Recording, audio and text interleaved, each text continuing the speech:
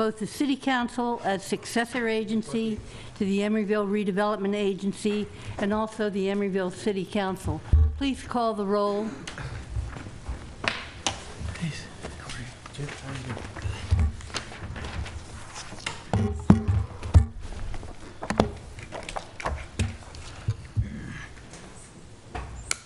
Oh.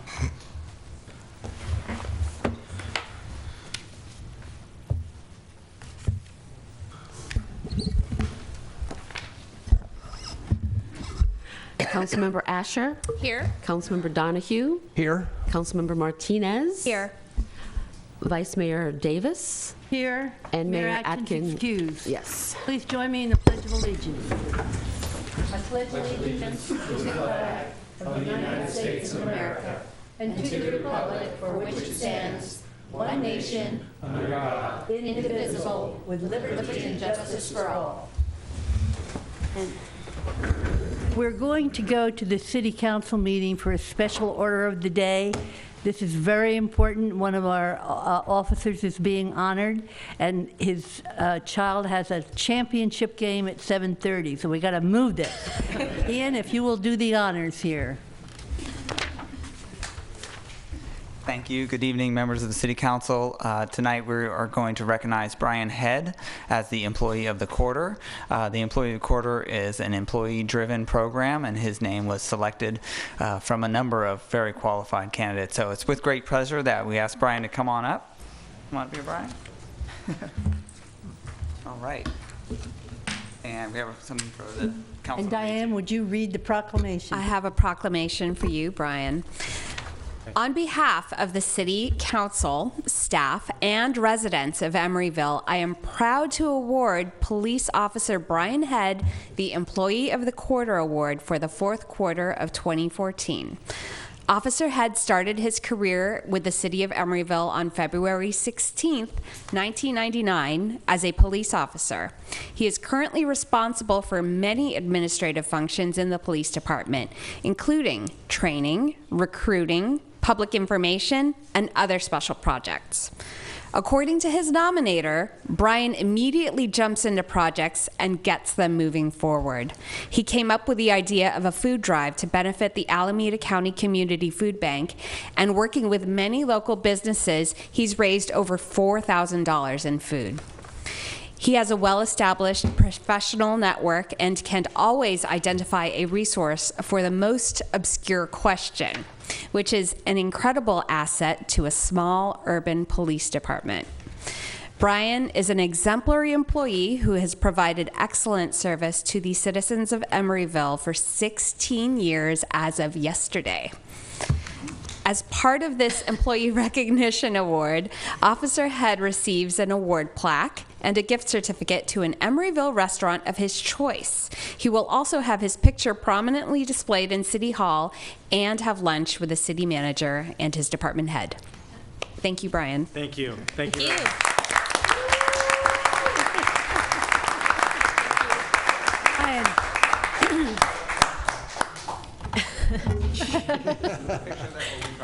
Okay, you have 12 minutes to get to your game.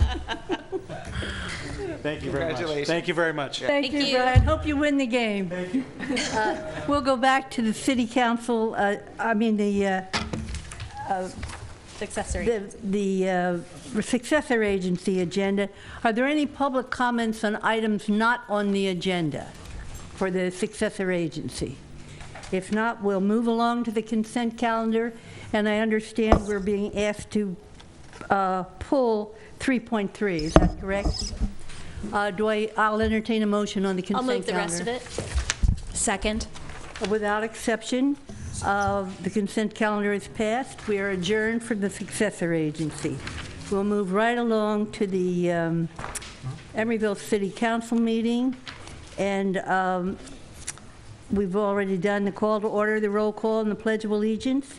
We now have a presentation by Superintendent John Rubio of the Emeryville Unified School District.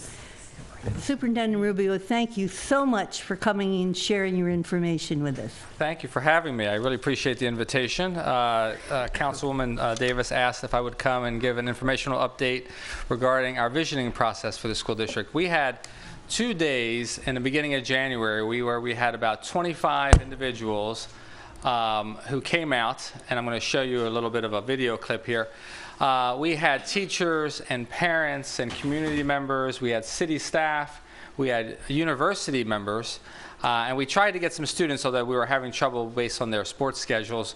But we had a diverse group of community members and staff who worked very hard for 2 days, developing our direction for the school district for the next 3 to 5 years. I want to share a little bit of that information with you through this video, and you can see the city staff and teachers and parents working together. And I'm going to let you listen in on a little bit of their conversation, and I'm also going to let you hear about what they thought about the process after it was done. A rigorous education in a welcoming, safe environment that supports student learning and where there's tolerance, respect, and engagement with people. And this is one of our parents.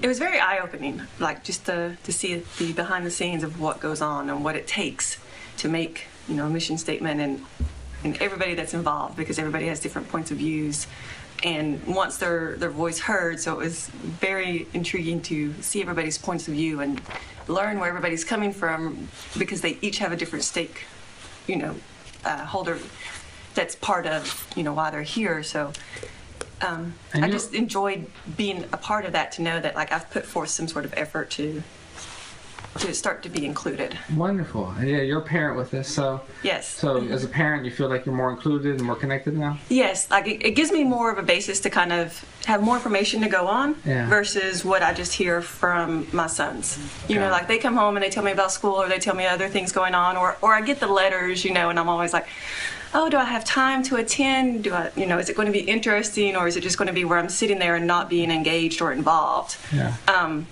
And I felt like it was very much included and an active participant instead of just being in a meeting and listening. You think it was worthwhile then? Yes, very worthwhile. Wonderful. Thanks for doing this. Yes, I would definitely do it again. Okay. It gave me a chance to hear other people's opinion. Certain things that I thought about, I didn't realize other people were thinking about them as well. And it was also great to be included in future plans for the school. Great. All right.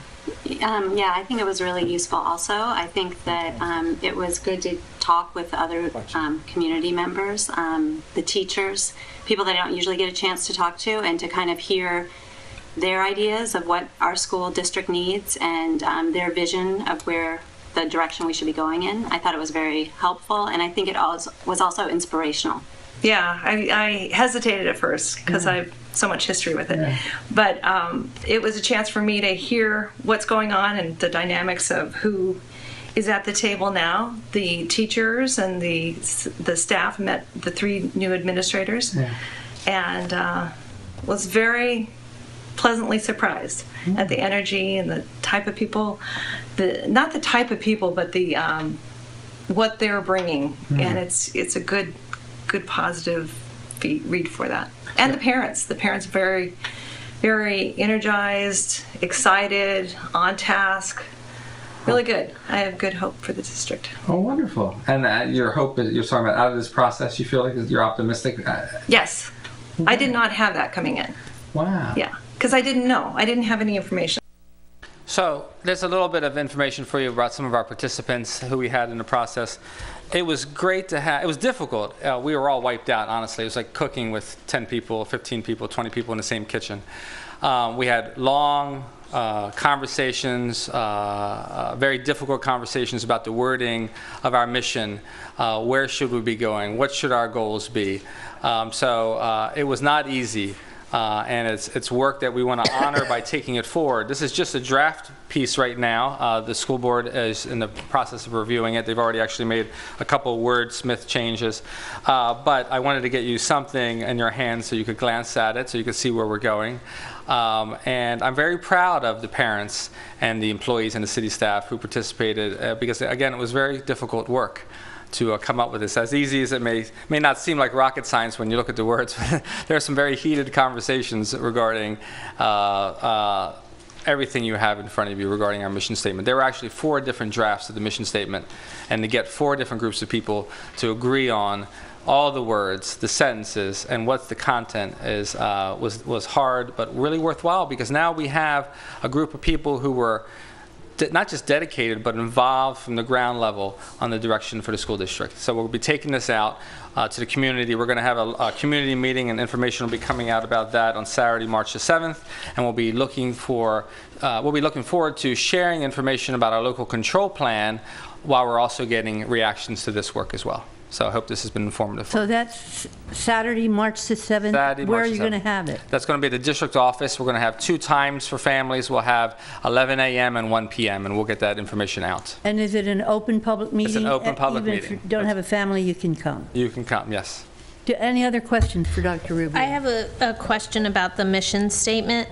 The last sentence, we support the whole child in partnership with the City of Emeryville and its dynamic businesses. What I want to understand, from the city side, we have programming that works in order to support the school day, right, and the school environment. What is the formalized role that businesses have, or is that what you're referring to in the mission statement? I think what it's the mission statement really drives our work. So what it's referring to is the businesses in Emeryville are what we want to have. We want to have a dynamic partnership with the businesses, or with the dynamic businesses. We want to make sure we're tapping into the interests and involvement of businesses to the extent that we can get that. So really, the mission statement is designed to drive our work. So whether it exists now or to whatever level is not as relevant for us as to where we want to go, I guess is what I'm saying. I don't know if that answers your question. It kind of does, although, I mean, I have concerns because businesses often are not very good at predicting actually what education needs to do and give to students, because the students that you're preparing right now are not necessarily those are not the skills and the labor force that businesses are engaged in. So, for example, I have a few concerns with the focus on the word innovative over and over again, and I understand that people are very focused on STEM education, but I also want to make sure that that is not a word that we use that introduces instability into the district by always having to recreate the wheel and jump on the newest fad, which I think is could be detrimental. I mean, I've had the honor of sitting in with you during your interview, and I know who you are and what you value, and so I would personally like to see something that talked about the kind of stability and grounding that we are giving folks in our district. So, we're about to build a building that's supposed to give people that kind of stability. So the focus on being innovative, it's fine to a degree, but for me, the word gets used so many times, right, that I really wonder where the stability is coming from. Absolutely, and I would encourage you to consider that if you look at the 4 goals overall and not just focus on that word innovative, I mean, really, the 4 goals, and the last one in particular, they're all important, but working together to engage students in innovative education, offering comprehensive resources to bring members of the Emeryville community together to interact and learn. So I'm not as concerned about the word innovative myself, but when I look at the totality of these 4 goals and the direction of where we're going, I think it really puts us on the right path, and we want to make sure that we have community members and staff engaged and creating this and believing this, that we can move forward. Stability will come with these goals, I believe. So okay. I appreciate your comments. Yeah, thank you, Dr. Rubio. Yeah. Any other questions? Scott? No. Diane. Thank you very much. Thank you so much for joining us. Thank you for having me. See you later, Dr. Rubio. We're waiting for opening day, Dr. Rubio. Is there any public comment on items not on the agenda? If not, we'll move along to the city manager's report.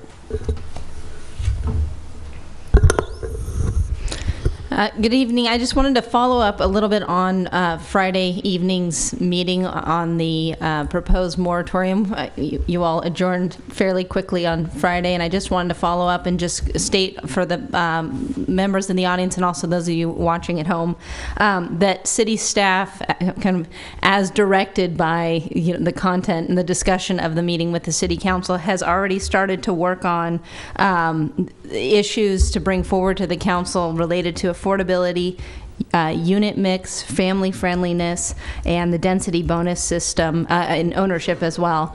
And we plan to bring that to the city council as soon as we can get things together. So I just wanted to put that out there for the public. In addition, we also have an item coming to you all at the end of March on rent stabilization. So I just wanted to let you know that. And that's it. Okay, we'll move right into the consent calendar. With the approval of the council, I would like to pull off the item 5.2 and ask Councilmember Asher to read the proclamation on African American History Month. Sure. Proclamation recognizing the month of February 2015 as National African American History Month. Whereas February has been designated as National African American History Month in the United States since 1976, and whereas this year's theme for National African American History Month is A Century of Black Life, History, and Culture to mark the 100th anniversary of the Association for the Study of Negro Life and History, founded by historian and author Dr. Carter G. Woodson in 1915, which led to the establishment of the first event commemorating African American History Week in February 1926. And whereas National African American History Month is a national tradition established in response to the inadequate and oftentimes biased depiction of Black history and African American communities in the media, history books, and school curricula, which was also the purpose of the Association for the Study of Negro Life and History. And whereas African Americans helped develop our nation in countless ways, some recognized and others recognized and unrecorded. And whereas African Americans have been and continue to be leaders in advancing the essence of American democracy and justice, and whereas the contributions of African American citizens and scientists, inventors, educators, farmers, homemakers, and explorers of earth and sky have been recognized annually during National African American History Month. And whereas National African American History Month is a vehicle to promote culturally relevant activities in our communities and in our schools, and offers an excellent opportunity to focus the energy, attention, commitment, and action of our entire community on ending racism and bias.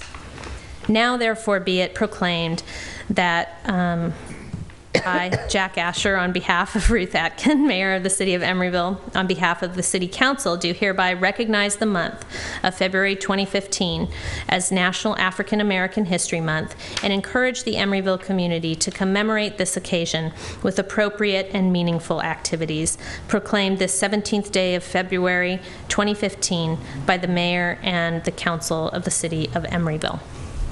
Thank you, Jack. I'd like to add that the Senior Center had a wonderful party on Friday celebrating Black History Month, and it had a lot of cultural events, music and dancing. Everybody had a wonderful time. So I'd like to entertain a motion on the consent calendar now. So moved. Second? Without exception, the consent calendar is approved. We'll move on to the Transportation Committee's report.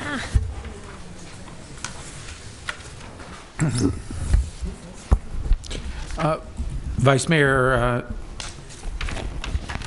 Davis, the Transportation Committee has two items, although there's four listed there, action items. They're two in two separate locations. The first one is the approval of creation of a driveway curb cut along the south side of 47th Street in front of 1071 47th. We currently, the council is currently has approved and currently exists a blue disabled curb painting there and signage. The resident has been parking off-street in a makeshift driveway. There's enough setback for the car to be parked behind a fence inside the property line, and they're requesting that in lieu of the blue curb there, they be allowed to put a curb cut in to allow access to the driveway. And the recommendation of the Transportation Committee is to approve the curb cut. I'd entertain a motion on that. So moved. Second. Without exception. Okay, Maurice, 62nd and Hollis. That's a tough one. Vice Mayor, Mayor Davis, members of the City Council. This item,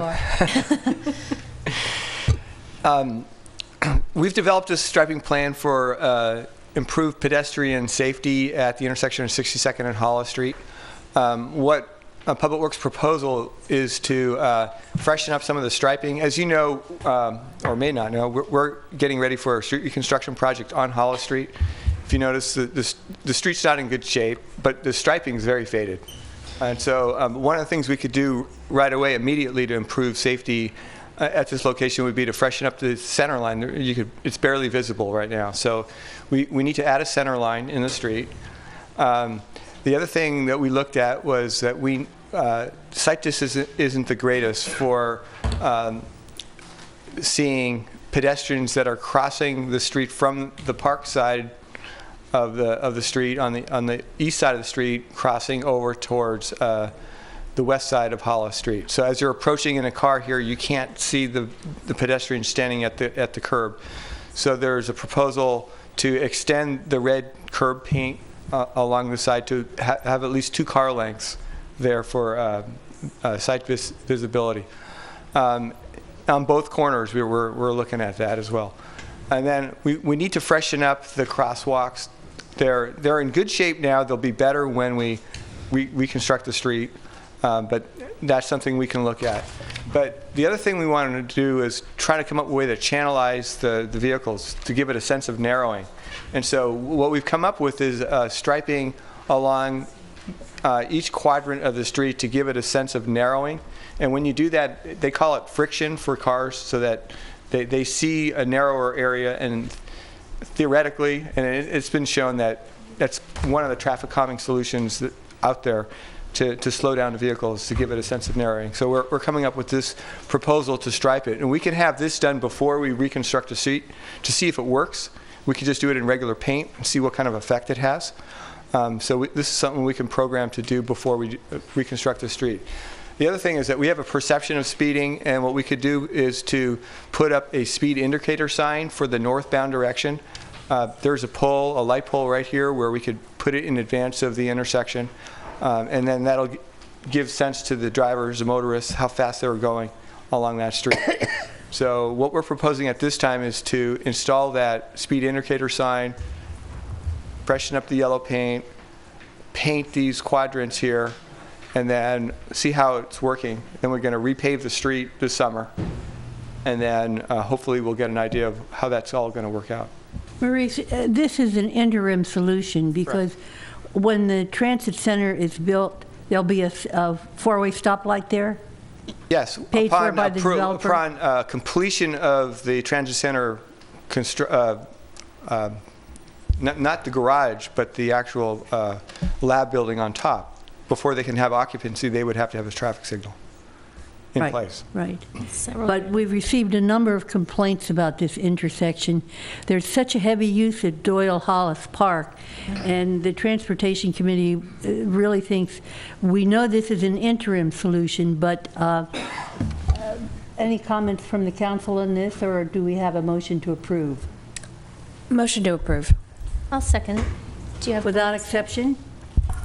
Without exception. Okay.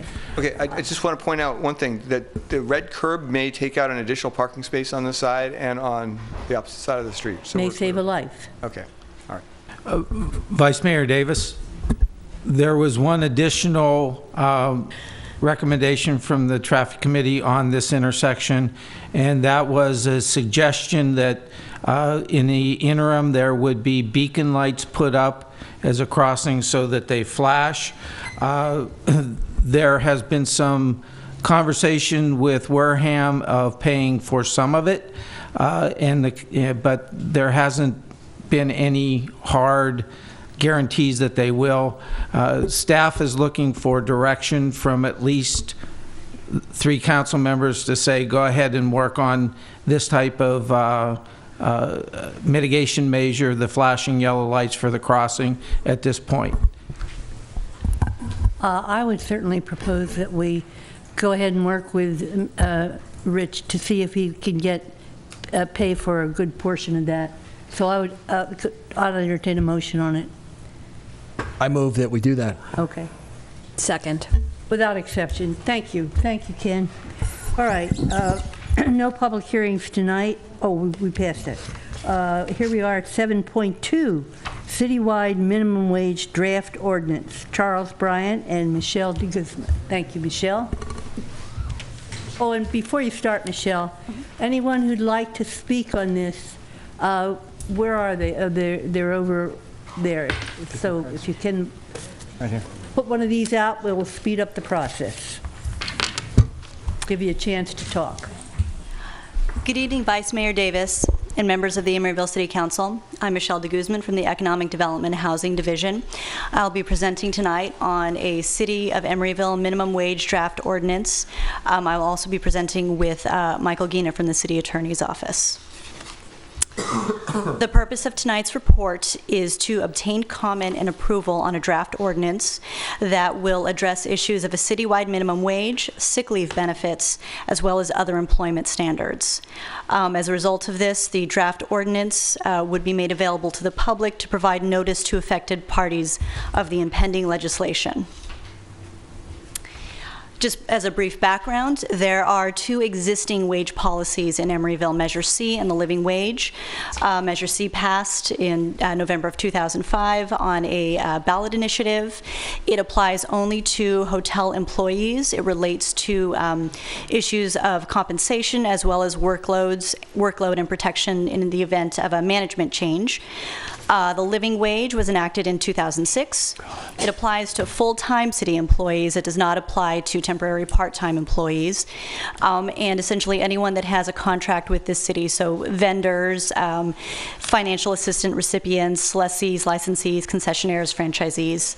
And there are certain limits associated with the size of the contract, the monetary size of the contract.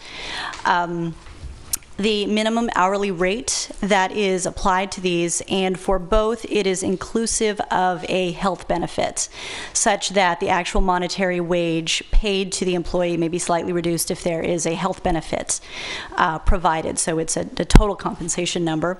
Under Measure C, it was initially $9 an hour. Every March, it is adjusted by local CPI.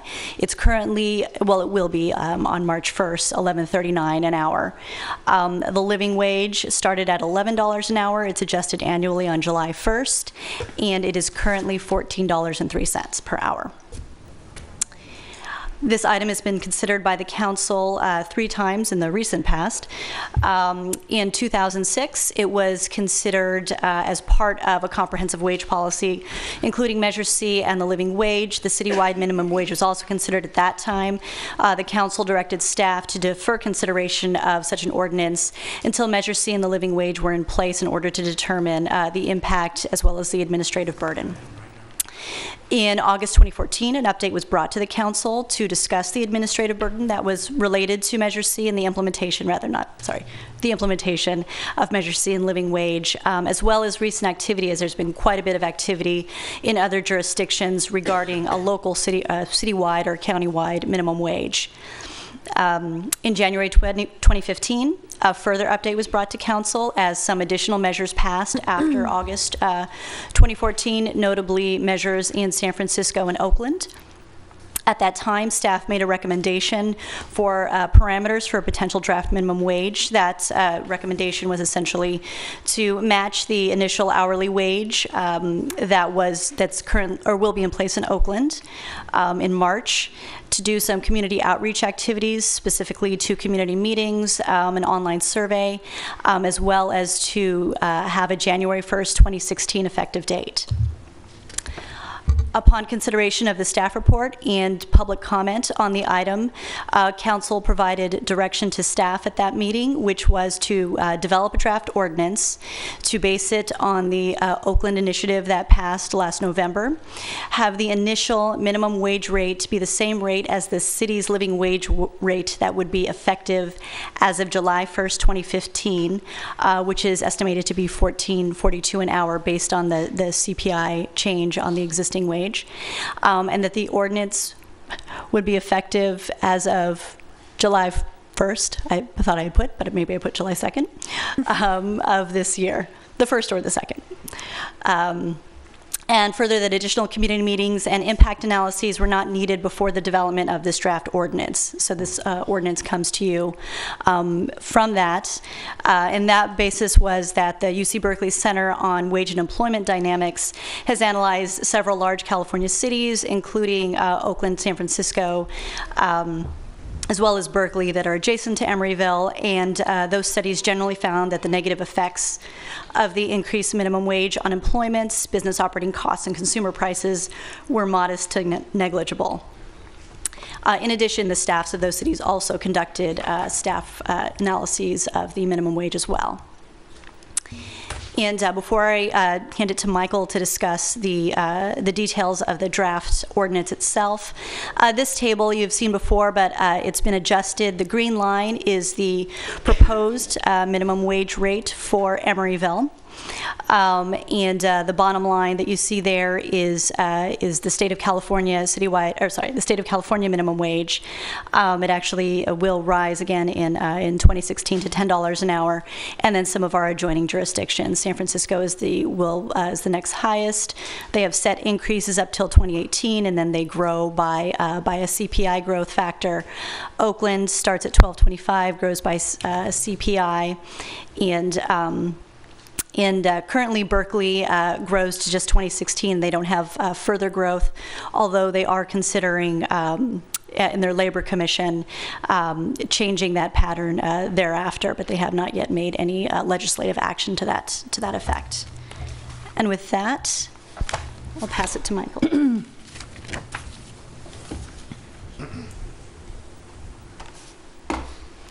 Thank you, Michelle. Good evening, Council. I'm Michael Guina, Assistant City Attorney. For my portion of the presentation, I will walk you through the provisions of the draft ordinance, and I'll also highlight areas where staff is seeking City Council direction. So the ordinance for the Council's consideration would have an effective date starting July 1, 2015. There would be no phase-in. The proposed wage rate, minimum wage rate, would be set at $14.42. Which is the estimated rate, and it would be increased annually by CPI on July 1. Employees that would be covered by the ordinance are those who work at least 2 hours per calendar week within the city and who qualify for payment of minimum wage under state law. There would be no exception for the size or the type of employer. So regardless of how many employees the employer has or the type of employer, as in nonprofits, they would all be covered by the proposed ordinance.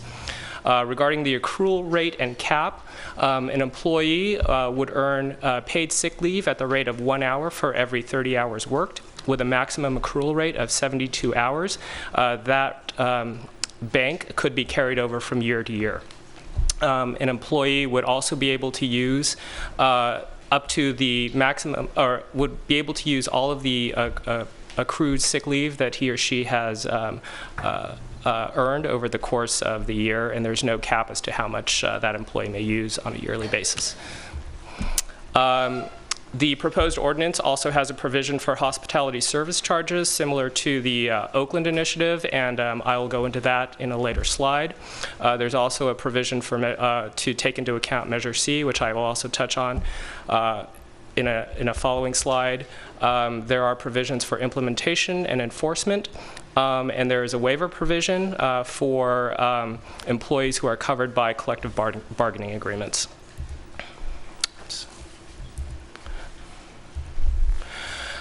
So We also, in the context of this draft ordinance that we're proposing, there are two other pieces of legislation out there which we wanted to make the council aware of.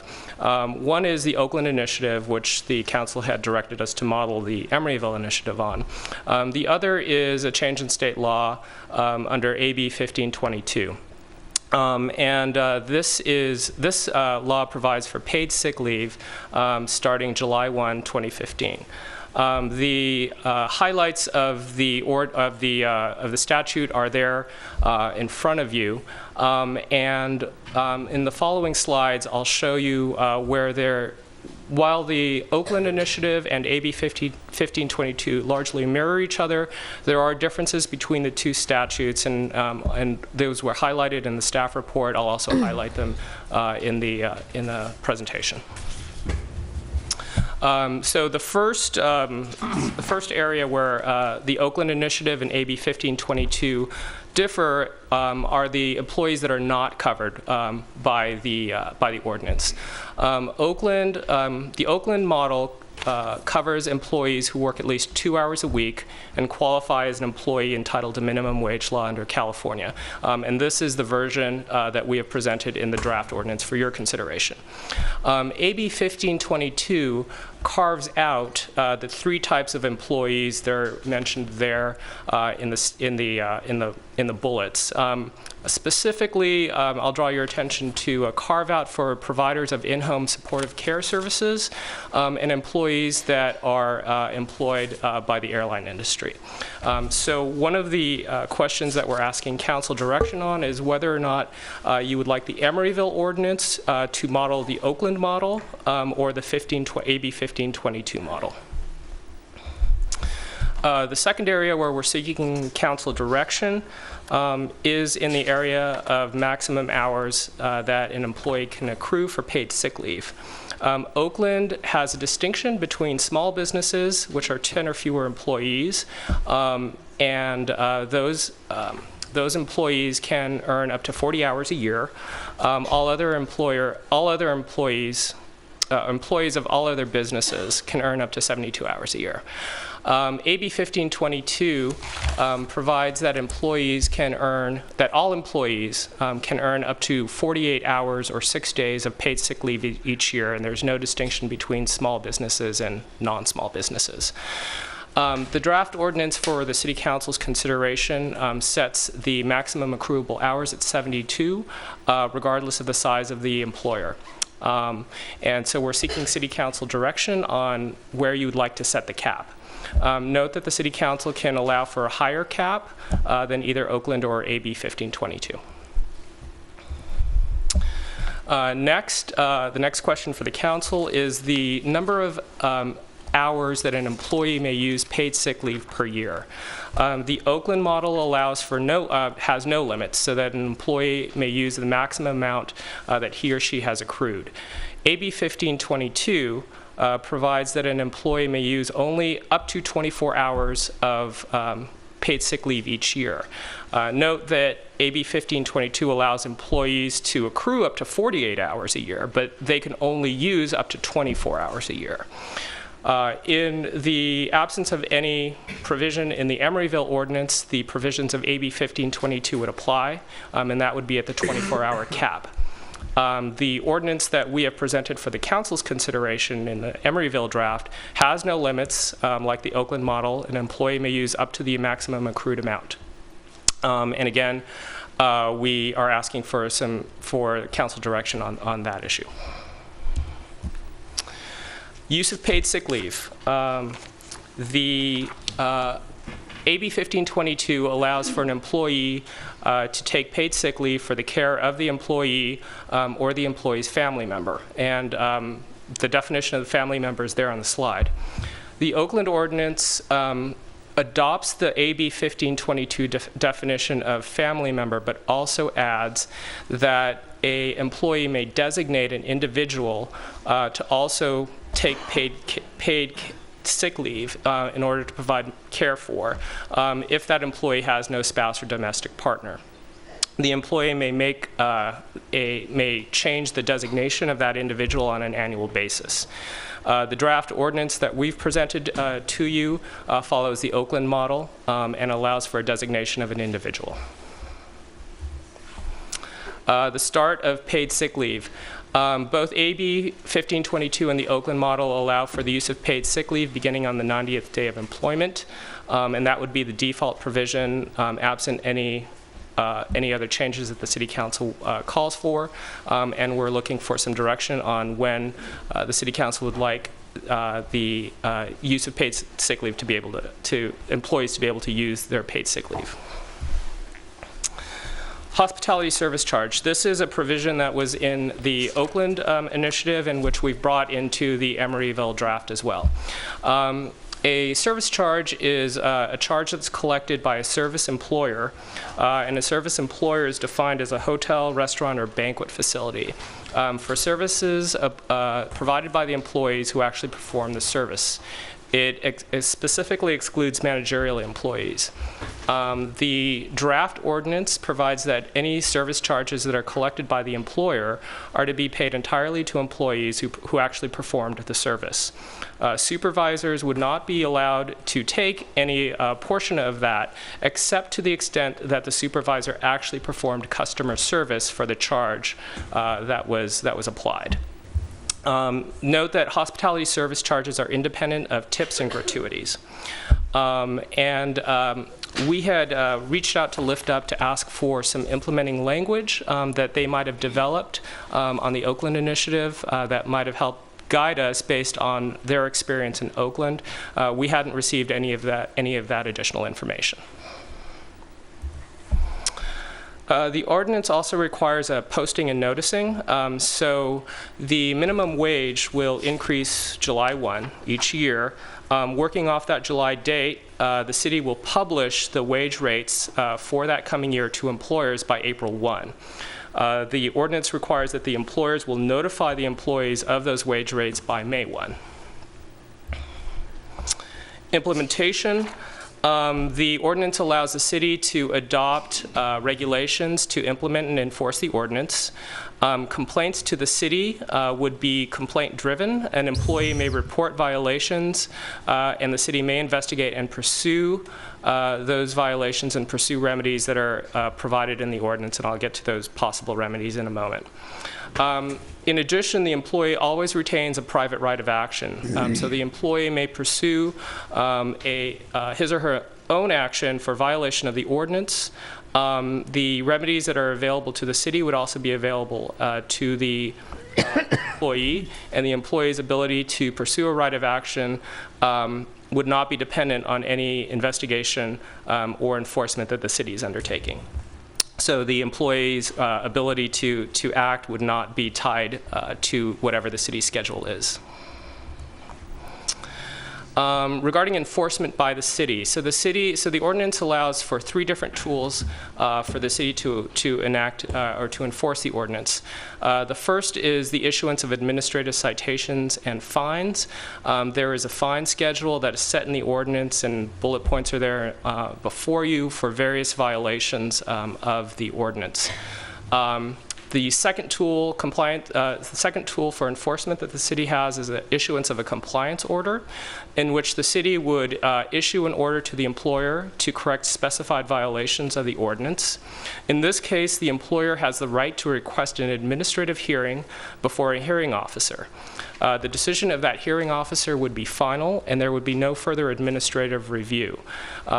If a party is dissatisfied with the decision of the hearing officer, the next step after that would be to file an action in Superior Court. And lastly, the city can pursue injunctive relief by filing a civil action against the employer for violation of the ordinance. Remedies that are available for violation of the ordinance include reinstatement and back payment of back wages, fines at a set rate per day per employee whose rights were violated, interest on unpaid wages, reimbursement of the city's costs for enforcement, and additional fines for repeated violations in the same year. Staff recommendation regarding enforcement. So this has been a question, the question before the council, one of the questions that we're posing to the council is how you would like the ordinance to be enforced. And one model is to have the enforcement done by the city or the city's contractors. Another model would be to contract with a neighboring jurisdiction to have them do the enforcement for us. The staff recommendation is to have the administration and enforcement done by city staff or its contractors. Administrative citations. So you'll note that one of the enforcement tools that I discussed earlier was the issuance of administrative citations. We currently don't have that tool in place. However, staff plans on bringing an ordinance to the City Council on May 5th, along with the first reading of this ordinance, of the minimum wage ordinance, which will allow for issuance of administrative citations. Measure C. So Michelle introduced Measure C and its history here with the city.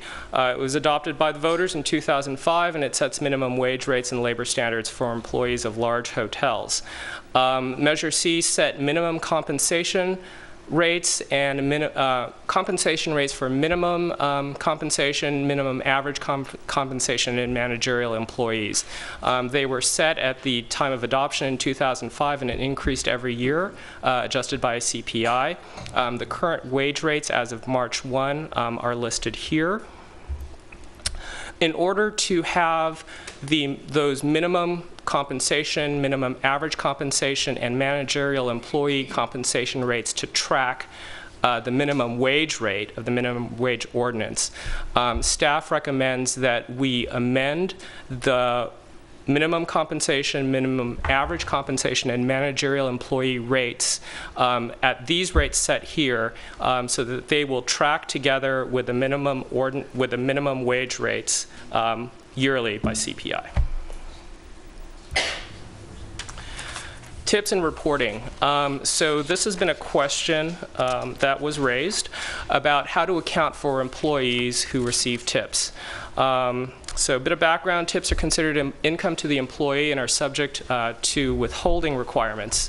The employee is required to report tip income to the employer on a monthly basis for income in tips over $20 a month. The employer, based on the information that's reported by the employee, is required to withhold and contribute those computed taxes based on that reporting. The failure to report subjects the employer and the employee to back taxes, penalties, and interest from the IRS.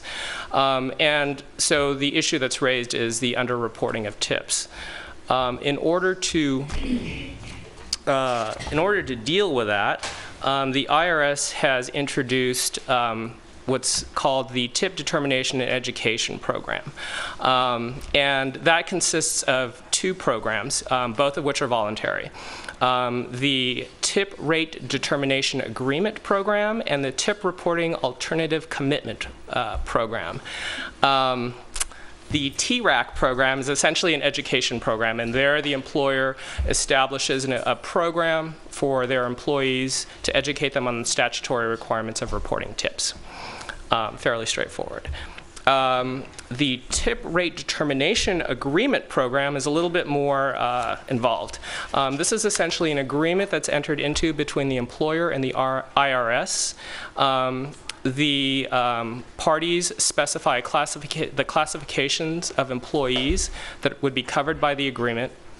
And essentially what happens is that the employer and the IRS negotiate a accepted tip rate for those covered employees. For the employees that then participate in this program, the employer would use that tip rate to make the withholding calculation. And so the covered employee would no longer be obligated to report those tips to the employer on a monthly basis. What this does is it provides a certain amount of certainty. The employee would not be subject to audit by the IRS while covered by the agreement, and the IRS has some certainty in terms of receiving a more accurate reporting on the tips absent the agreement. This is not a perfect program.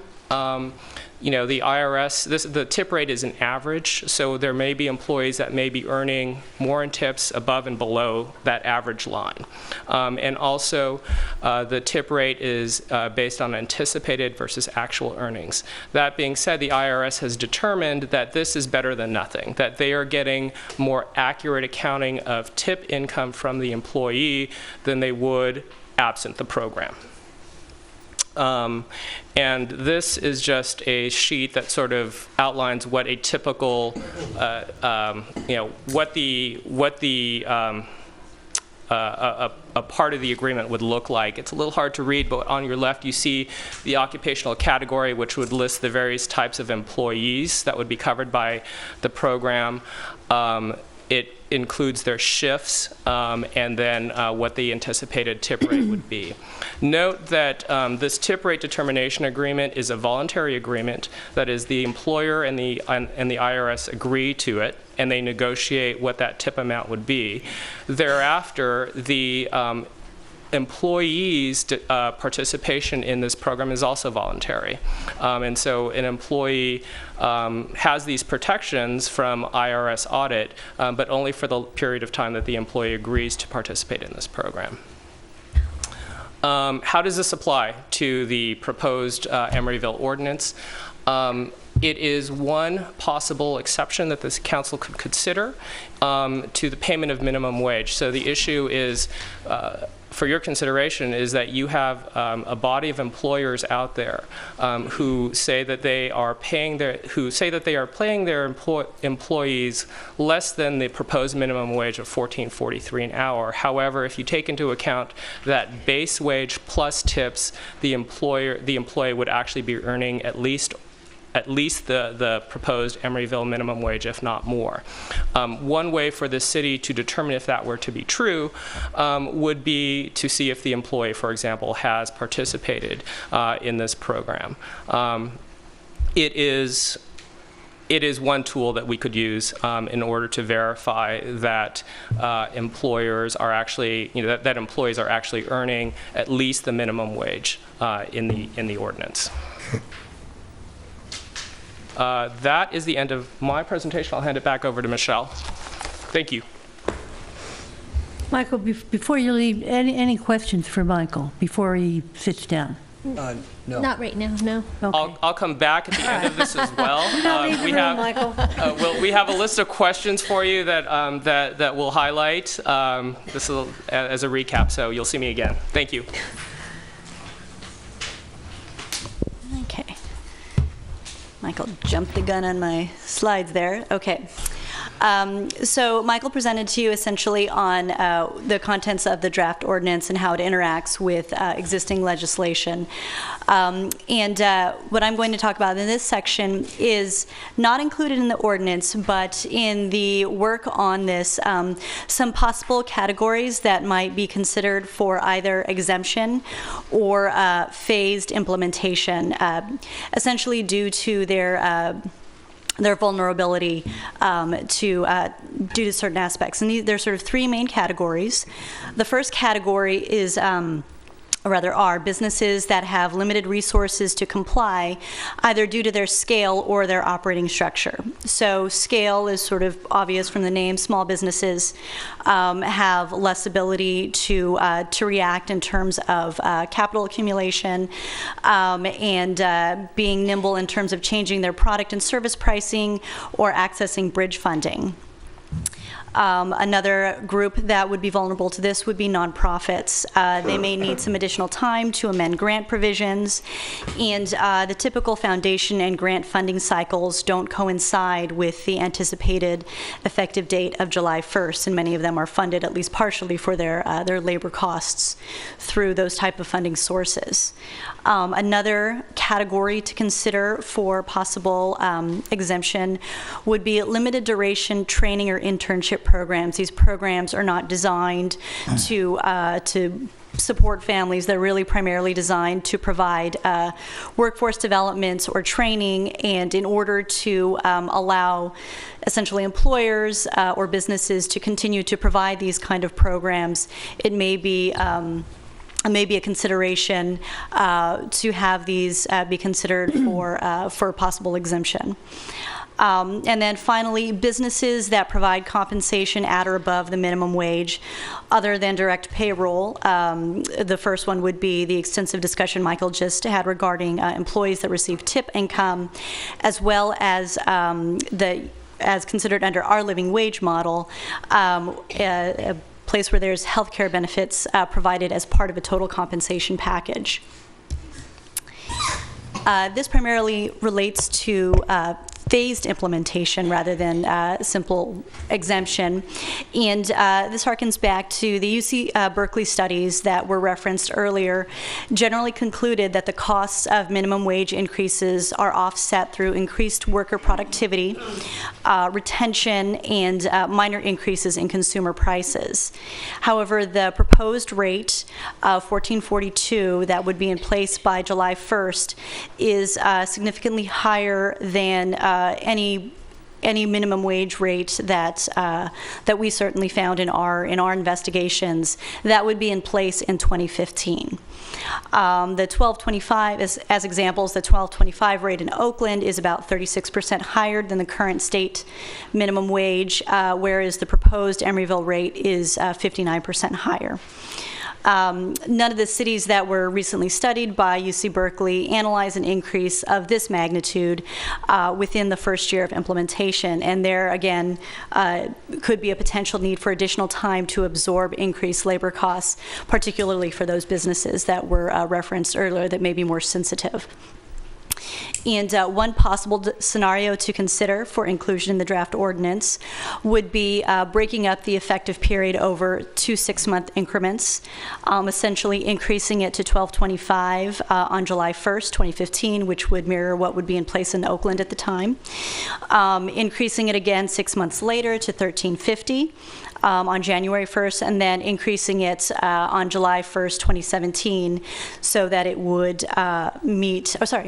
that should be July 1st, 2016, to meet the what would be then current. So it would essentially offset it by about a year, but it would catch up by the first year, after the first year. Next is the impacts of minimum wage ordinance as contemplated. The two main costs related to administration would be administration and enforcement, and the estimate for Emeryville would be 1 FTE or the equivalent costs for a contract employee at about $125,000 per fiscal year, and this is inclusive of benefits, so this is salary and benefits for a full-time employee. And education and outreach materials estimated at approximately $35,000, and that's related to both production and distribution. And those costs were essentially estimated using a lot of the similar costs from what's experienced in Berkeley and Oakland.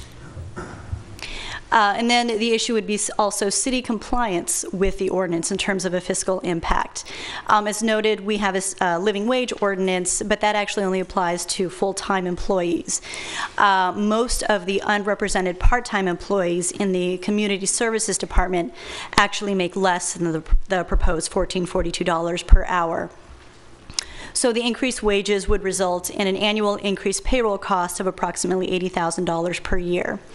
Additionally, there could be issues of wage compaction for those employees that are in the same classification but at the higher end of the wage rates. They may wish to have some additional adjustment in order to offset that increase. So there could be a potential impact from those on those salary schedules as well. So the total costs for the current fiscal year would be the approximately $35,000 in education and outreach materials. That would be the sort of the first initial push to notify all businesses of the change and ensure that posting met the requirements of the ordinance. From fiscal 15-16 and ongoing would be the additional cost for administration and enforcement, as well as the additional wages and benefits over the existing baseline. And both of those would have, well, particularly the wages and benefits would have the annual adjustments for city staff based on the CPI adjustments in the living wage. The anticipated costs, the total costs of $240,000 are currently unbudgeted. So the actions that would be ultimately necessary in order to bring those about would be amending the current operating budget to allocate the $35,000 from the general fund reserve balance for the education and outreach materials, and then for the mid-cycle adjustment, there would be an amendment into that budget for the implementation and enforcement costs of $205,000. The proposed timeline for implementing the ordinance based on the direction from council to have the ordinance be effective by July 1st is presented here. I'll run through it. Obviously tonight, we're looking to the council to provide additional direction on the draft ordinance, as well as provide staff approval to distribute it to affected parties. And then when that occurs, we hope to, by the end of this month, mail the draft ordinance directly to all licensed businesses. The draft ordinance will also be posted on the website. It will be discussed at the Economic Development Advisory Committee meeting scheduled for March 4th. Either March 17 or April 1st, the staff will come to the council to provide the input any input that we have received based on the distribution of the draft ordinance, with the public hearing for the first reading of the ordinance to occur the first meeting in May. The second meeting in May would be the second reading. The ordinance itself would be effective July 1st. It leaves staff just a little over a month to put together the various steps that are necessary for implementation, including the development of the administrative instructions, which are the real groundwork of how we would do the day-to-day implementation of it, engage staffing for administration and enforcement, as well as develop all the support materials that would be necessary for implementation. The notification posters, complaint forms, and probably set up, information for providing guidelines to anyone that's inquiring about the new ordinance. And then July 1st, the ordinance would go into effect. Welcome back. Yeah, Michael is back, as promised. You have further comments, Michael? I do. I just wanted to highlight for you the various questions that we're asking the council to provide us direction on regarding the ordinance itself. So I'll start with the definition of the employee. The question that we're posing to the council is if the council would like to adopt the narrower definition of employee under AB 1522, which carves out healthcare providers and workers in the airline industry from those that would be covered by the minimum wage ordinance. The second question is the cap that you would like to set on the number of paid sick leave hours an employee may accrue. AB 1522 allows for an employee to accrue up to 48 hours or 6 days a year. Oakland allows an employee to accrue up to 40 hours for small businesses and 72 hours for all other employers. So this is really a two-part question. Would you like to distinguish between small business employers and all other employers in setting a cap, and what would that cap be? The next question for the council is the maximum hours of usable paid sick leave. So Oakland provides no limit. That is that the employee can use up to the amount of paid sick leave he or she has accrued. The AB 1522 sets a limit of usable paid sick leave at 24 hours a year. And the draft ordinance that we provided you is based on the Oakland model with no maximum usable limit up to the accrued amount. Next item is use of paid sick leave. Would the City Council like to include or allow an employee to designate an individual for whom the employee may use paid sick leave? And finally, the start date of the use of paid sick leave. So AB 1522 and the Oakland Ordinance provide a 90-day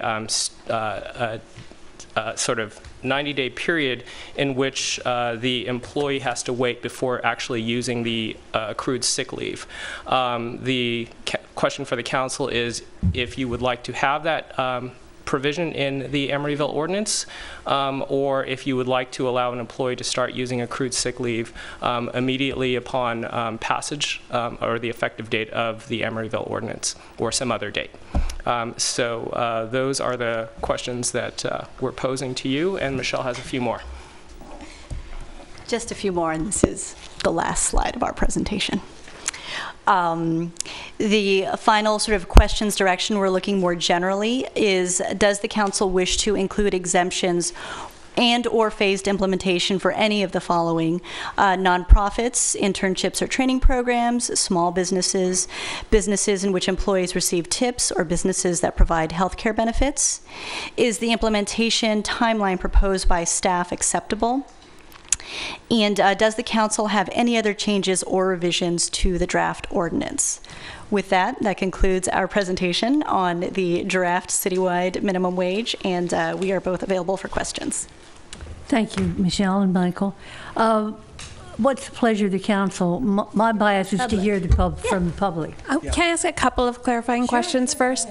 So I just wanted to, sorry if I'm surprising you, I hope I'm not. It's just for the benefit of the public when they do come up to speak. I see some small business owners in the audience, and I just want to see how we arrived at the definition of small business, both for the city and then in terms of, and I actually am not sure what the number we're talking about for the accrued paid sick leave.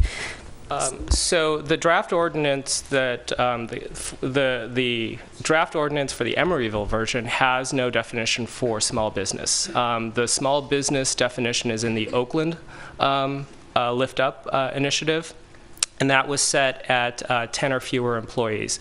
And that was for the purposes of setting how many hours the maximum amount of accrued sick leave that an employee can accrue per year.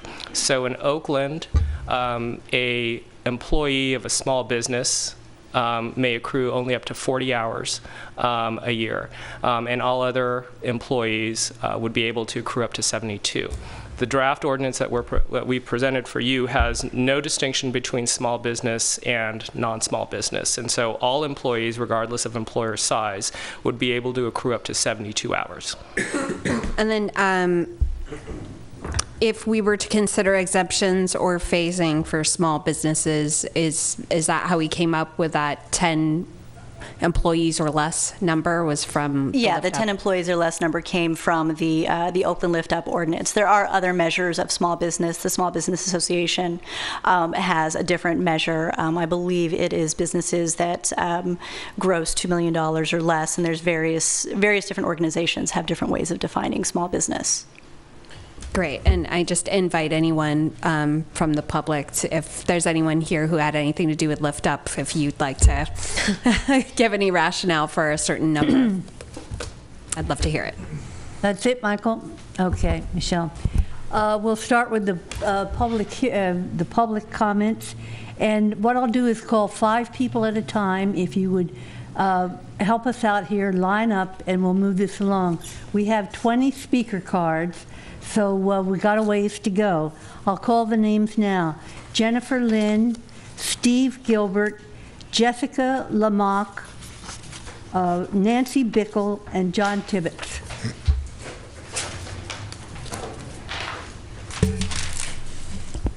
Hi, good evening, Vice Mayor and City Council members. My name is Jennifer Lynn. I'm with the East Bay Alliance for a Sustainable Economy, and I'm the deputy director there, and with an organization that's dedicated to creating a just economy in the East Bay based on good jobs and healthy communities. I am very heartened by a lot of what I see in the draft ordinance tonight, and really want to thank the staff for their work and the council for your direction. As you may know, eBase, along with the Community Labor Coalition, helped pass Measure C that's been mentioned here tonight, as well as we were part of the Lift Up Oakland Coalition that helped pass Measure FF, the Oakland Minimum Wage, Paid Sick Day, and Service Charge Protection Ordinance, by an overwhelming 82% last November. And we're not stopping there. We're working diligently with the city to make sure that it's implemented in a good way and enforced as well when it goes into effect on March 2nd. I just had a few comments to make on the draft ordinance and to potentially some clarifications. So first, we really are glad to see that Emeryville is taking an aggressive approach when it comes to working poverty. And for us, a clear path to $15 an hour, at least by the year 2018, is important. As you know, there are many workers here in Emeryville that work in low-wage industries, in service industries, and retail, and that's all concentrated here in Emeryville. So it's important as a regional leader to be taking a step in the right direction and lifting workers out of poverty.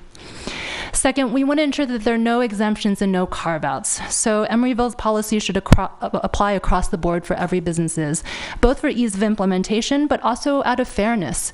Any form of tip credit is illegal in California, and so I'm a little bit concerned and want to understand more about the tip credit or tip rate determination agreement that was mentioned tonight.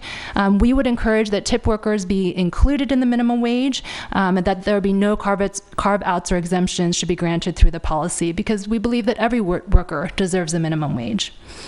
Last, on the paid sick days, we also believe that every worker deserves paid sick days, that no worker should be carved out of the paid sick day ordinance, and that there should be no limits to the use of paid sick days. The Oakland measure doesn't speak to it. There should be no limits in Emeryville as well, and that there be minimum caps on accrual or banking of paid sick days at 9 days or 72 hours.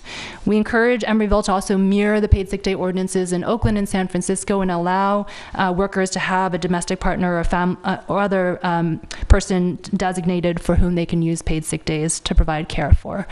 So I just want to thank you for your work. We will continue to stay engaged and look forward to working with the city to implement this. Thank you.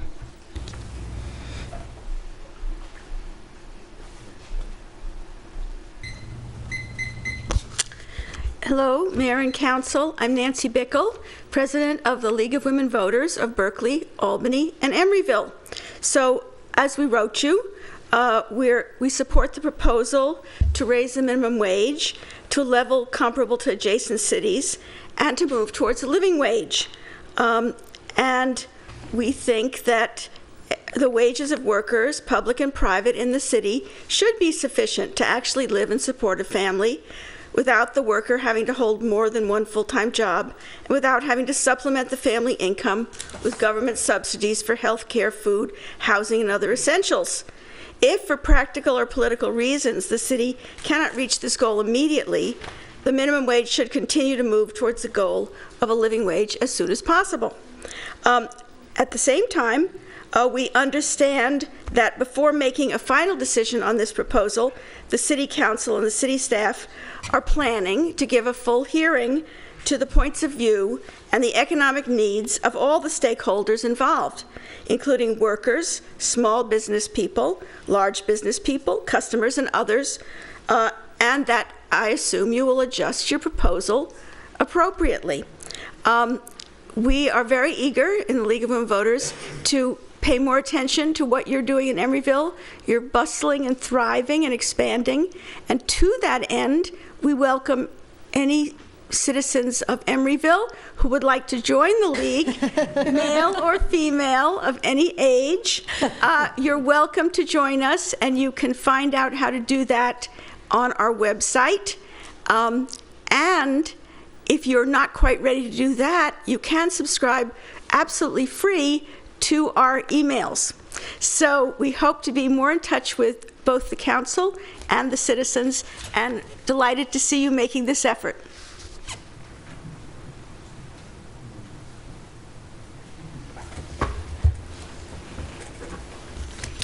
Good evening, council members. My name is John Tibbetts. I'm the managing general partner of the Oaks Card Club in Emeryville. It's been in Emeryville since the 1890s. My sisters and I are third generation operators of the club. My son, who's here with me tonight, is fourth generation, now acting as my general manager at the club. The Oaks is one of Emeryville's oldest businesses, largest employers, and has been the single largest taxpayer in the city for quite a number of years. We're the only business in Emeryville that pays 10% of its gross revenue to the city, which supports fire, police, and other social services throughout the city. Through the card room tax, the Oaks contributes more than $2 million annually to city revenues in support of these essential city services. In addition, the Oaks has also donated thousands of dollars annually to community groups and local causes. I'm here tonight to talk about the minimum wage.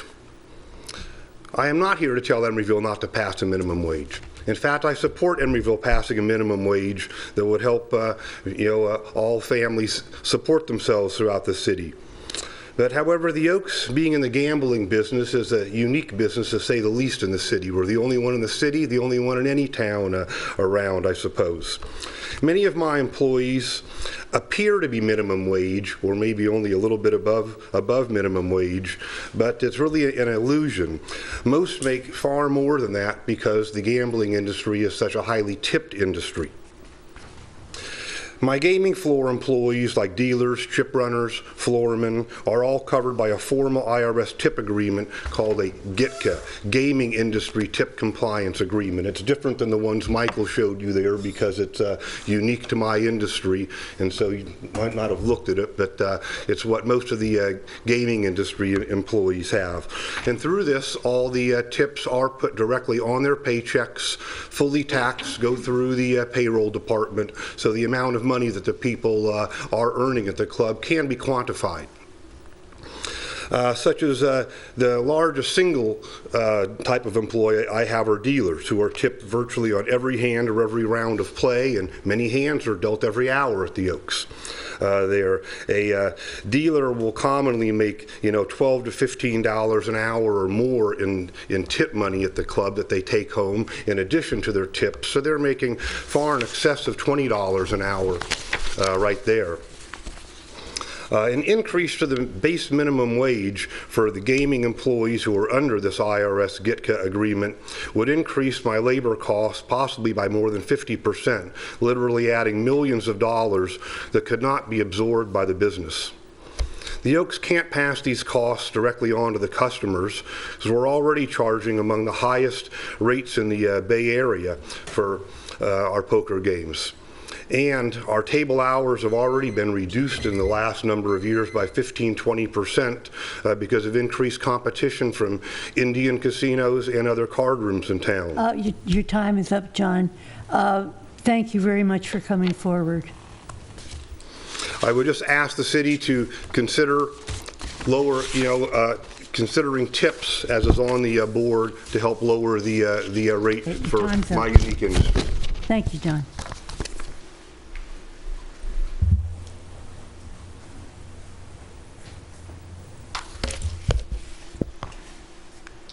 Madam Mayor and member of the City Councils, my name is Jessica Lamack, and I'm here on behalf of the California Restaurant Association and the Emeryville members.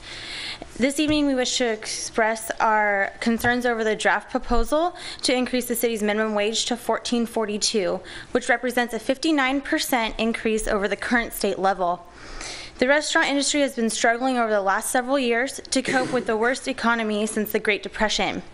Raising the minimum wage forces restaurants to have no choice but to adjust their business structure and budget plans, which may mean to forego expansion and or reducing operational hours and opportunities for their employees. In addition, the state minimum wage just increased and is scheduled to increase again to $10 in January of 2016. The restaurant industry is one of the most competitive business industries within the state of California, and it operates on a razor-thin profit margin. For every dollar a restaurant makes in sales, the restaurant owner only keeps less than 6 cents. Our local members here in Emeryville are busy working on ways to absorb the state's increases and maintaining their workforce by continuing to price their products in an affordable manner. We propose that any wage increase within the city of Emeryville be done in a gradual and phased-in manner.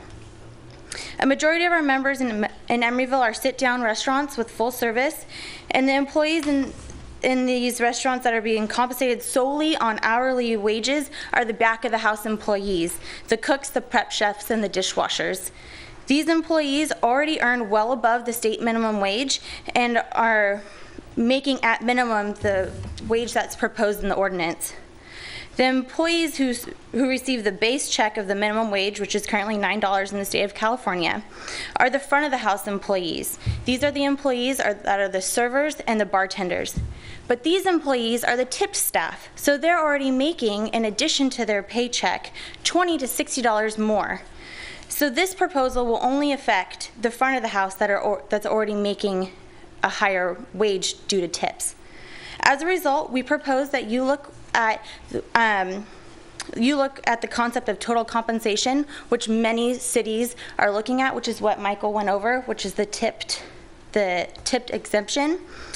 Whereas the highly compensated and regularly tipped employees who have the reported pay wages, including tips, who also earn no less than the proposed minimum wage that's within the ordinance, be subject just to the state level hourly.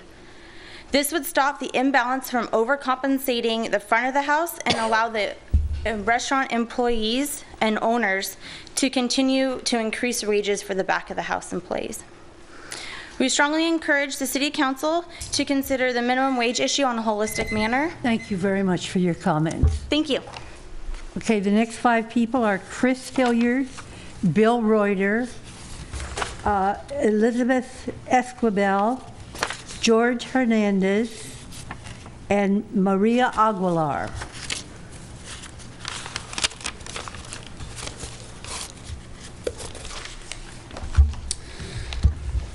Good evening, Vice Mayor and council members. My name is Chris Hilliard, and my wife and I own Farley's on 65th, which is at 65th and Vallejo. We're proudly celebrating our 5-year anniversary this May. We've donated over $3,000 to Emeryville nonprofits in those 5 years. We love being in Emeryville, and we wish to stay here. Our employees earn $17 to $20 an hour with tips, and in addition, we do provide them health benefits on top of that. We're here to advocate for a regional minimum wage, a consistent regional minimum wage. We support raising the minimum wage to the 2 largest neighboring cities, Oakland and San Francisco, which would be $12.25. Per the city staff recommendation. A consistent wage allows us to compete with our neighboring small businesses in Oakland, which is half a block away. I have a little map. Can I distribute that? Am I allowed to give that to you? Give it to the clerk. Give it to the city clerk.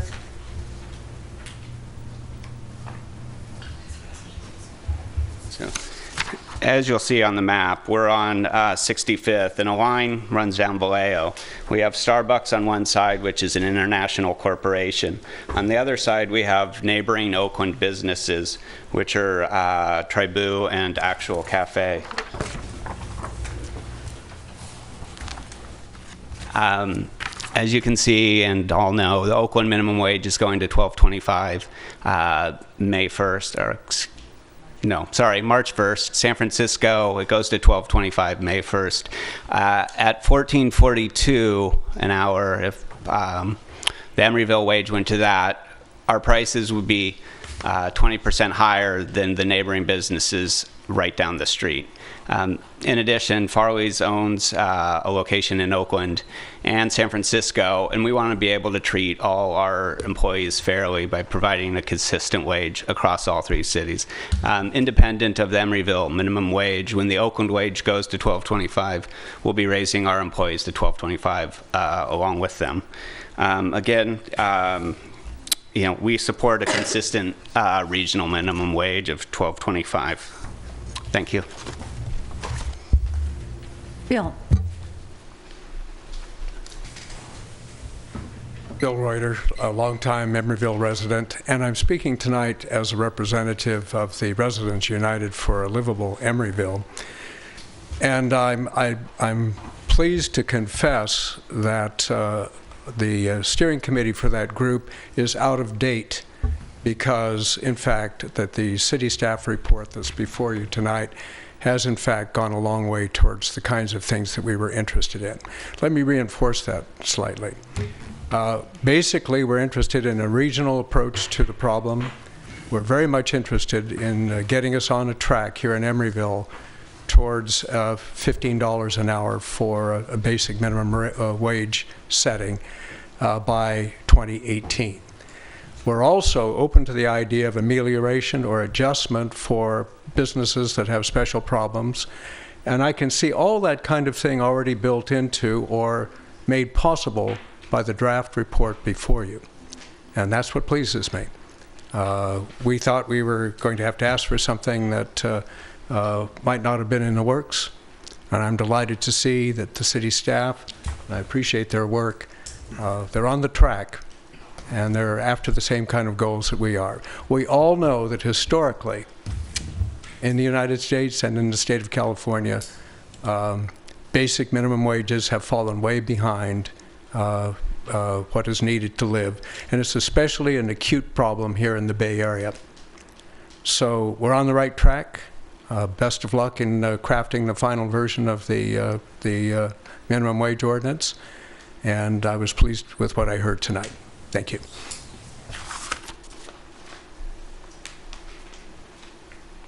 Step forward, please. Hello, Mayor and City Council members. My name is Elijah Escobar. I've worked in Emeryville for the past 12 years and lived in Emeryville for the past 2. I currently work in Berkeley, and I've also worked in San Francisco. I work at the Hotel Shattuck Plaza, and I work at the Hilton Garden in Emeryville. I get paid $13 an hour at the non-union job. I get paid $10.53 at the union job. Asking that you not cut out the tip workers. There should be a base level. I would like to work more at Emeryville, but there's not as much work as there used to be.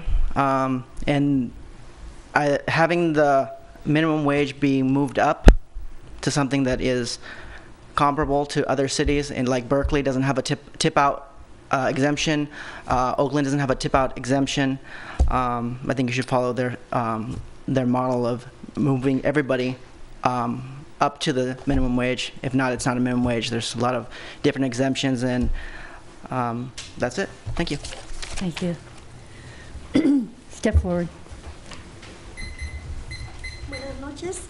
Buenas noches. Mi nombre es María Aguilar. Soy trabajadora de aquí en Emeryville. Trabajo de housekeeper. Hi, my name is Maria Aguilar. I am a worker here at the Hyatt House in Emeryville. I'm a housekeeper. Vengo para apoyar a un aumento de $14 a todos los compañeros trabajadores de Emeryville. Algunos ganan $8 o $9. I'm come here to support the recommendation for the raise of the minimum wage to $14 an hour for all of the workers here in Emeryville. Many make around $9 an hour. Y de eso mismo hay que pagar un seguro médico. And from that wage, they even have to pay for health insurance. Yo estoy en mi trabajo, pertenezco a la Unión y tenemos un seguro médico y muchos beneficios. Entonces, apoyo para este aumento de $14 para todos los compañeros trabajadores que tienen un sueldo muy bajo. A todo trabajador parejo de Emeryville. Y se los agradezco antemano. Ustedes nos han ayudado mucho a nosotros desde el tiempo de Wilfing, el Hotel Wilfing. La ciudad de Emeryville nos ha ayudado mucho a nosotros y creo que este aumento de $14 va a pasar porque son muy excelentes. Muchas gracias. As a member of the union, I have health insurance and a lot of benefits, but I really want to support raising the minimum wage up to $14 an hour for all of the other workers in Emeryville who make very low wages. I want to thank you all. The city of Emeryville has supported us a lot over the years, going back to the years when our hotel was called the Woodfin, that you all remember. Thank you. Thank you. The next 5 speakers will be Ty Hudson. Oh, there you are. Okay. Kayvan Sabegi, Wei-Ling Huber, Elsa Portillo, and Ron Freund. Good timing. Hi. Good evening, Vice Mayor Davis and City Council. My name is Ty Hudson. I am with Unite Here, Local 2850, and we represent the workers at the Hilton Garden Inn and at the Hyatt House here in Emeryville. I want to thank and congratulate the Emeryville City Council for taking such leadership on this issue and moving so quickly to address the problem of income inequality along with other Bay Area cities. There's a few points that about the choices you're going to make about the minimum wage that I'd like to speak to. One of them was covered pretty well, the service charge protection. We think that is a crucial part of the ordinance, especially given the news that many restaurants around the Bay Area in cities that don't have service charge protection are talking about using that to essentially circumvent the minimum wage increases. We do have some ideas about a slight tweak to the language that's in Measure FF that we'd be happy to share with city staff. But then I especially want to talk about the issue of carve-outs, especially in particular for tipped employees. We represent a lot of tipped employees, and we know that tips are variable. Tips are not always reliable. And people have lots of expenses, including at non-union places, having to pay for health insurance or health care out of their pocket. And so to exempt tipped employees would be to leave a lot of people behind and to basically fail to address the issues that this ordinance is attempting to address. It's also a tip credit is not is prohibited by California's labor code, and other city attorneys have concluded that they can't do that kind of exemption in their minimum wage increases, any other carve-outs are just, leaving a lot of people behind. Anything that leaves people behind permanently defeats the purpose that I think you guys are trying to accomplish. Just to sum up, we support the path to 15 that you're on. We support the service charge. We support no exemptions. Thank you, Ty, very much.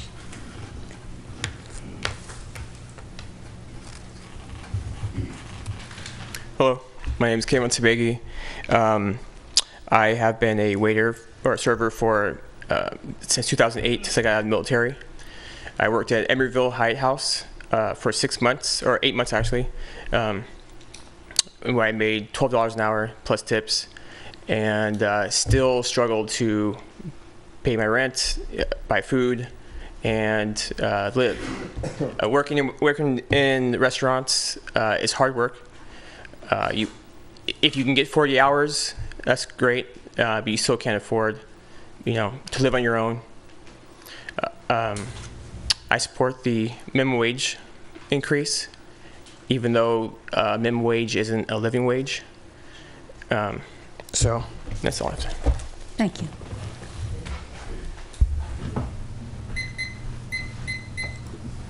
Thank you, Mayor Davis, Council. I'm here, my name is Weiling Huber, and I'm the president of Unite Here Local 2850. And I'm here to talk about two issues related to the minimum wage increase. One is the collective bargaining waiver, and the other is the question about the tip credit. So I support the staff's recommendation regarding having a collective bargaining opt-out. In a situation where workers have a seat at the table and are able to bargain over their wages and their benefits, it is often very useful for us to have the flexibility to negotiate a full package that may or may not be exactly aligned with the minimum wage. In our case, Measure C, because we represent both the Hyatt House workers and the Hilton Garden workers, we have waived Measure C in both of those hotels because the overall package for the workers is worth about $22.50, which is significantly more than the minimum rate provided for in Measure C.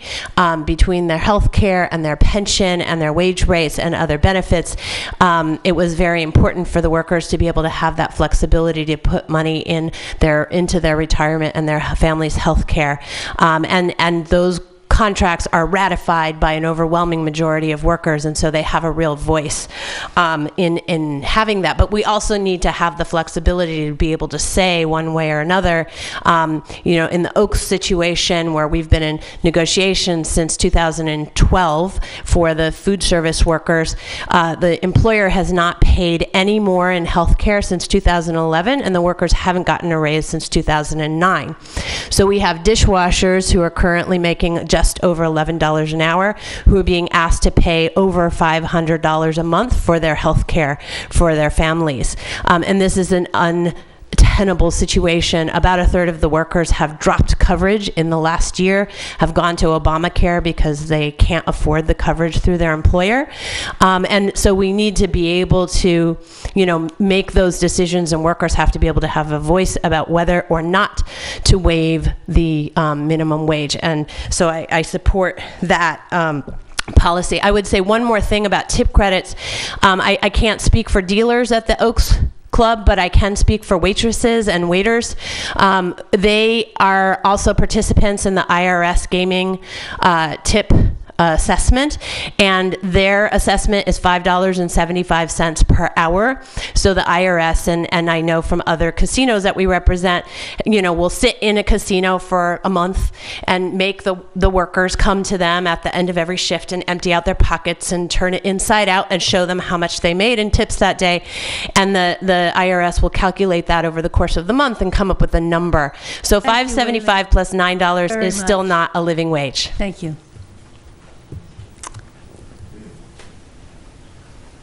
Oh, Ty, you're back again. Just as a translator. Muy buenas noches, mi nombre es Elsa Portillo y trabajo para Hyatt House y vengo a apoyar a todos los trabajadores para que ganen a $14 todos. Hi, good evening. My name is Elsa Portillo. I work here in Emeryville at the Hyatt House. I came to support the proposal for all workers in Emeryville to make at least $14 an hour.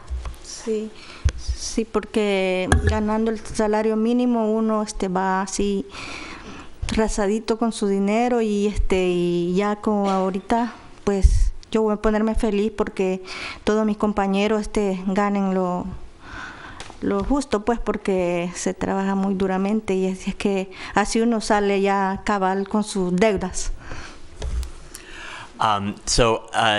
I support the raising the minimum wage because I know that for people who work for very low wages, you basically have no money for anything, and now that we have better wages at the Hyatt House, my coworkers and I, we can live better, we can pay down our debts.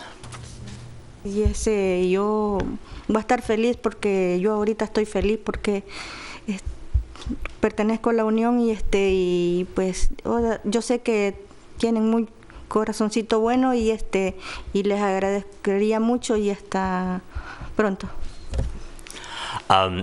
I'm really happy now as a to have as a union member. I want to thank you all. I know you all have really good hearts, and I hope that we can accomplish this soon. Sí. Y gracias. Thank you. Gracias. Ron. Hello. Hi. I haven't spoken in a while. My name's Ron Freund. I'm a resident of Emeryville.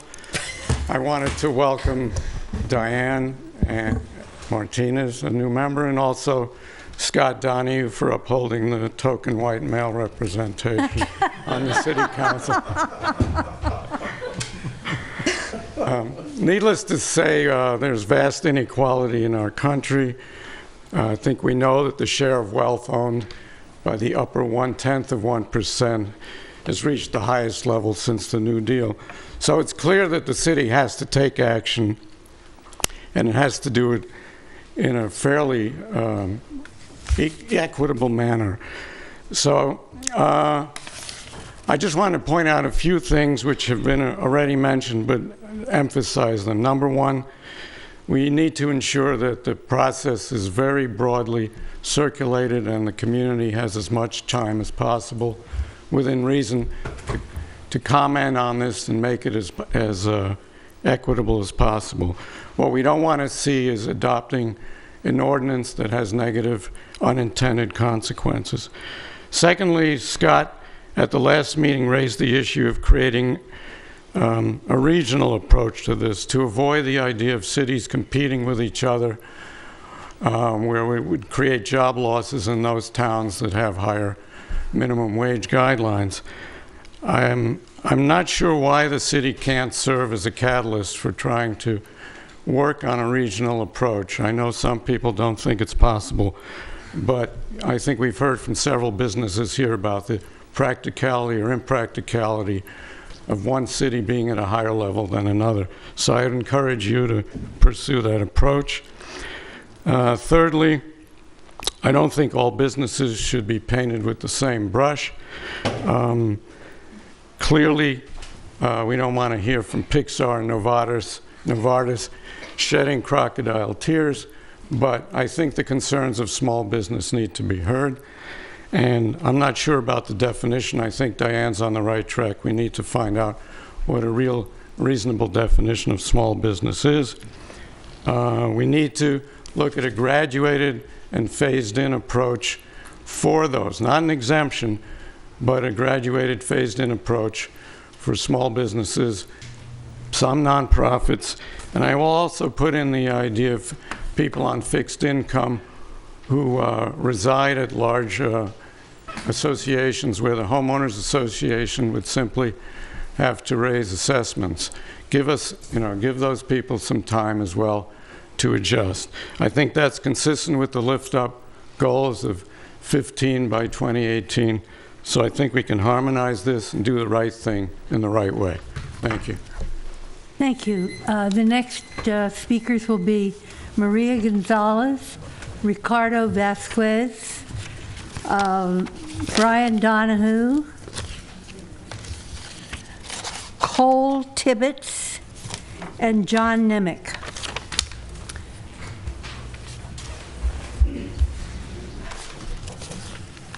Buenas noches. Mi nombre es María González. Trabajo aquí en Emeryville en Hyatt House. Hi, good evening. My name is Maria Gonzalez. I work here in Emeryville at the Hyatt House. Tengo trabajando durante 8 años. Los primeros 5 años trabajé en Goodfin y ahora los últimos 3 en Hyatt House. I've been working there for 8 years. For the first 5 years, it was the Woodfin, and now we have 3 years working at the Hyatt House. Y yo vengo aquí a apoyar el aumento de sueldo porque pienso que es necesario de ya no sobrevivir, necesitamos vivir y vivir mucho mejor, necesitamos ganar un poquito mejor para tener mejores beneficios para que nuestros hijos y nuestras familias vivan mejor, no sobrevivir nada más. So I'm here tonight to support the minimum wage increase because I believe that people need to not only just to survive, but to really make a good living and support our kids. And that's, in order to do that, in order to live a better life, we need to make a little bit more money so that we're not just surviving. Yo luchamos mucho por tener un contrato en Hyatt House, pertenezco a la Unión, y los beneficios han sido muy, muy buenos. El más importante que a mí me ha beneficiado ha sido el seguro médico. El aumento de sueldo me ha ayudado mucho a apoyar a mi hijo en sus estudios, que son bastante caros, pero gracias al sueldo que tenemos ahora, le he dado soporte a mi hijo. So it was a really long struggle to get what we have now in our union contract. I'm a union member. The most important benefits to me have been the health insurance, and also the higher wage has helped me to support my son's studies in school. It's very expensive, but thanks to the higher wage I make now, I've been able to support him in that. Y también me gustaría que las demás personas, desde el más pequeño trabajador hasta el que está más arriba, tengan los mismos beneficios que nosotros hemos tenido y que tengan las mismas oportunidades que tenemos para trabajar, para ganar un sueldo digno y vernos todos con más dignidad y tener un mejor futuro. So I want to say that I support all workers, from the lowliest worker to the highest, to make to have the wages and benefits that we have, and to be able to have a greater dignity and a better future. Y les aseguro que teniendo un mejor sueldo uno va con mucho más ganas a trabajar, con mucho más dignidad, y necesitamos tener un mucho mejor respeto como trabajadores. Como personas lo tenemos, pero como trabajadores necesitamos que valoren nuestros patrones nuestro trabajo. ¿Y cómo? Dándonos un mejor sueldo para tener una mejor cara de satisfacción al trabajar. And I swear to you that when we make a higher wage, we go with much more motivation to work. We need everybody to be able to have more dignity and respect as workers. We need our bosses to really value the work that we do. Eso es todo. Gracias. And that's all. Thank you. Good evening, council members. My name is Cole Tibbetts. I am the general manager at the Oaks Card Club. You heard earlier from my father. I'm going to attempt to pick up where he ran out of time. To be clear, we do support the increase of minimum wage for employees in Emeryville. We're only asking for an exemption for gaming floor employees who in actuality make far more than the proposed amount. We're not asking to include food servers, any of the restaurant employees.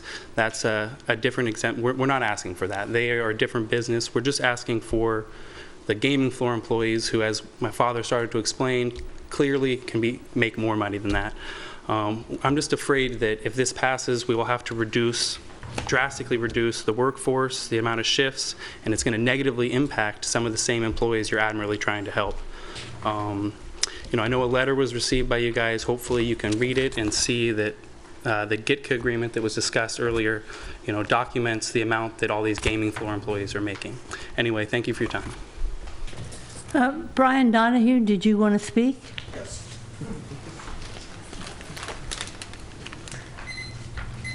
Okay, first of all, I'd like to offer a tip to Councilmember Davis on how to pronounce my last name. It's pronounced the same way as your colleague over here. Since you mispronounce my name all the time. Just so you know, in the future, it's the same pronunciation as that guy's name. Okay.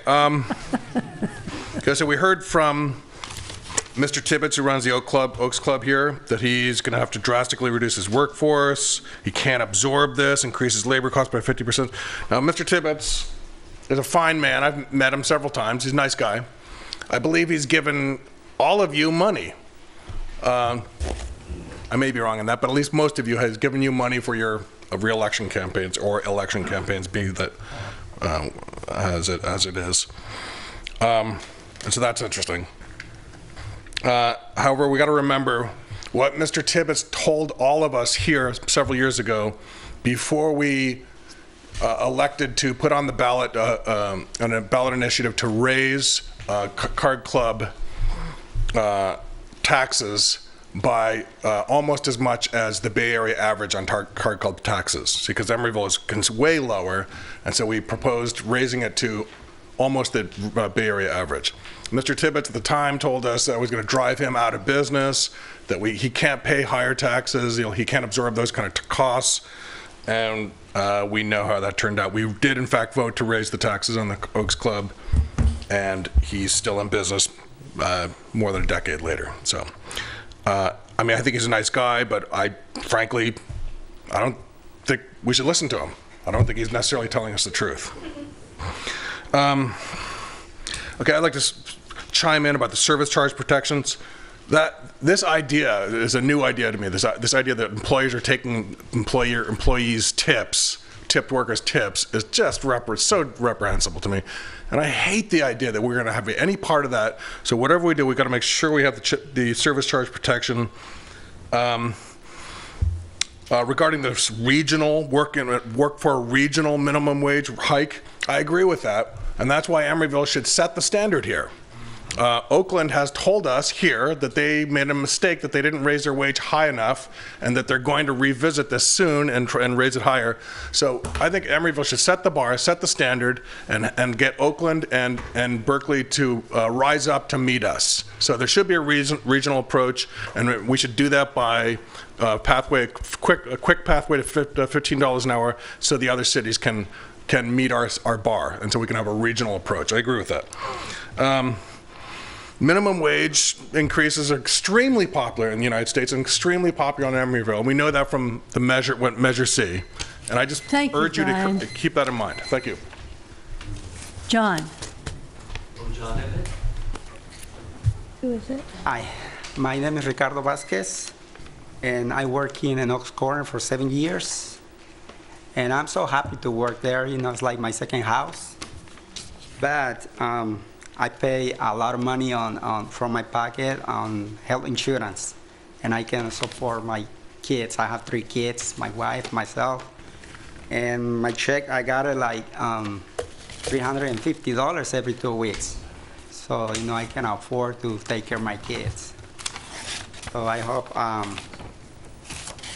can get a better benefits, health insurance, and then I support the minimum wage too. I appreciate it. I hope you guys can do it. Thank you very much. Thank you. John. Hi. My name is John Emek, and I'm a former resident of Emeryville. I saw you in Watergate. That's where I lived, and you may remember Paula Turcat, who was my friend. And I do support increase in minimum wage. We started our business in Morgan Mindy times in 1977, and the minimum wage was about $2, an hour at that time. And we had no problem adjusting to increases in minimum wage. And we will increase our minimum wage. However, the jump from $9 to $14.43 plus 9 days of paid sick leave, it increases your payroll costs by about 61%. Now, we have 50 employees. Half of the employees basically work for more than $14 an hour. Some make $50,000 an hour.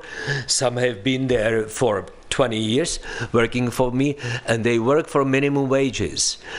Some of them, they managed to buy a house for themselves.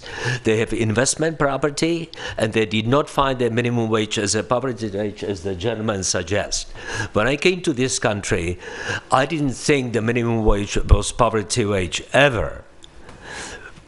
Before I came here, I always thought that people like, that work for me, like from India, from Mexico, whatever, we found the minimum wage to be a luxury.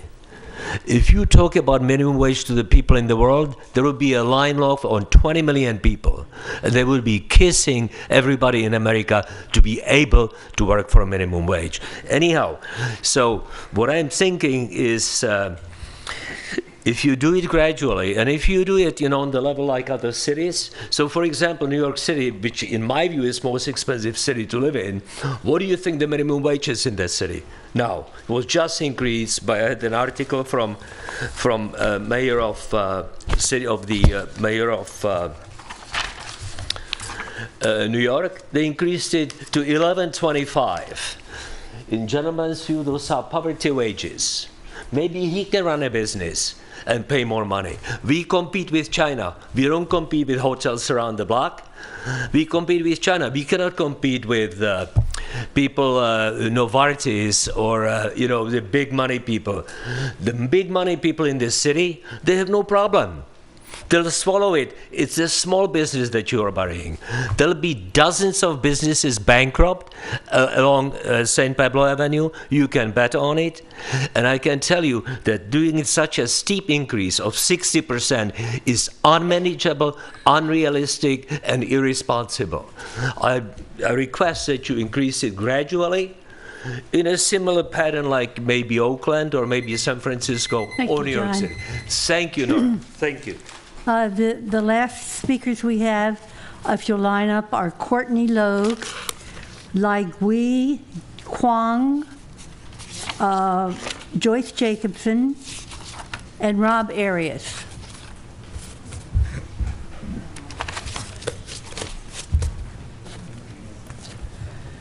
Hi, how are you? Hi. So I just want to say that I am not a business owner, nor do I live here. But I work for a man, Jonas Bernstein, who owns Rotten City Pizza and is also opening Branch Line Bar on 59th and Pelledu. I am currently his project manager and future GM of Branch Line.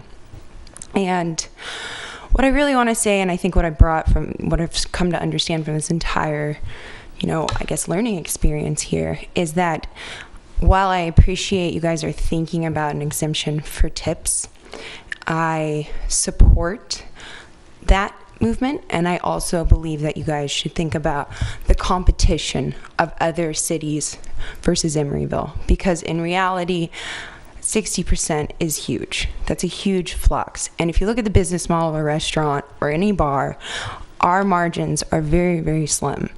And I don't think that you guys are really thinking about the cost structure behind every single business. And I just, I personally, I've always thought of Emeryville as sort of this great little niche to do business in.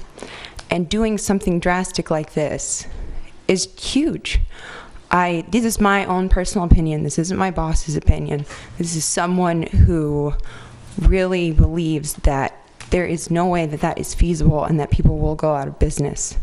That you should really consider some sort of time frame to implement this huge influx and give businesses time to adjust and time to grow. And so that way everyone can prosper. Because I know that what you guys are looking for is a little bit more to eat in Emeryville. I know that's a problem for you guys. And just foot traffic in general, it doesn't really exist. And if you want it to exist and you want Emeryville to start feeling like a community and not warehouses, then I would not do that. And I would, really think about the effect it will have on just the actual business models themselves and how that could not factor in. Thank you.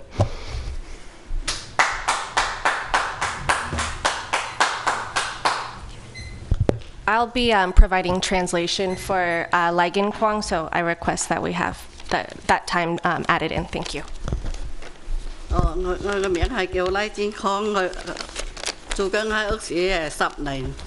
My name is Lai Ying Kwong. I've worked as a dishwasher at the Oaks Corner for 10 years. 我嘅工作係11蚊一小時， I make $11.17 an hour. 醫療醫保咧530幾蚊， And right now, I have to pay $533 a month for my health insurance.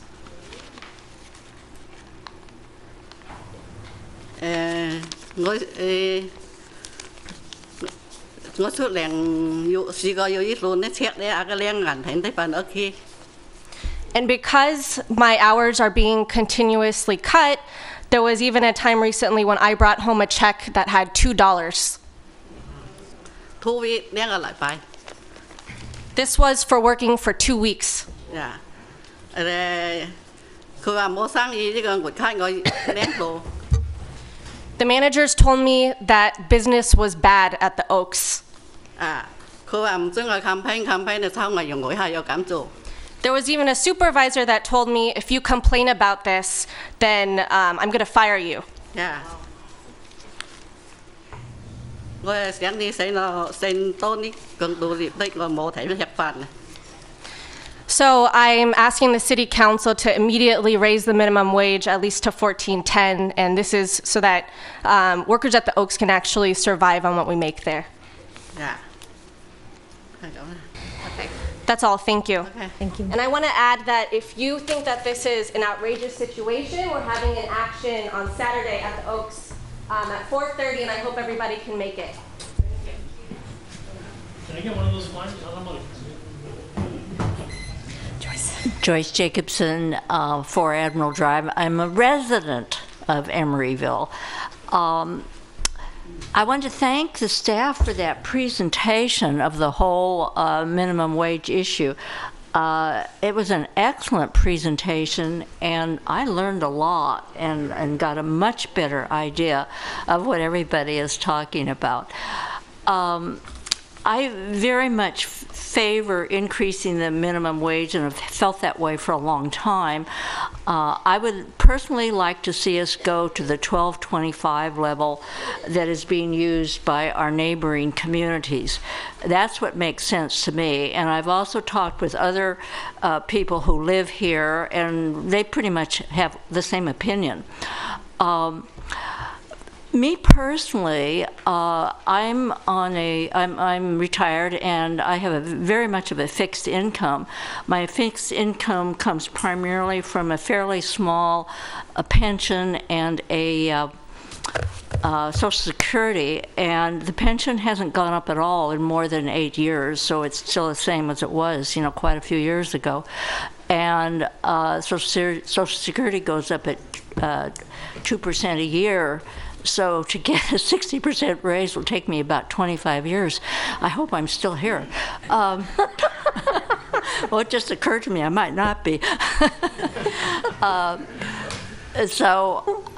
know, in spite of that UC Berkeley study, that I'm going to have a direct impact. It may just be a few dollars here and a few dollars there, but it's going to add up to something that I'll feel every month. But I want to go to the $12.25 level. Then the other thing, I sat there looking at your time schedule, and I thought, you're going to have miracles on your staff to get them to meet that time schedule. How are they going to do that work that's required? And then somebody else mentioned that the community itself needs a little bit of time to absorb it. So I hope you will think about whether or not Emeryville really needs to be the leader way out there for the entire country, probably, or whether we should go to a good, decent increase and give the staff the kind of time that they need. And again, thank you for the wonderful presentation.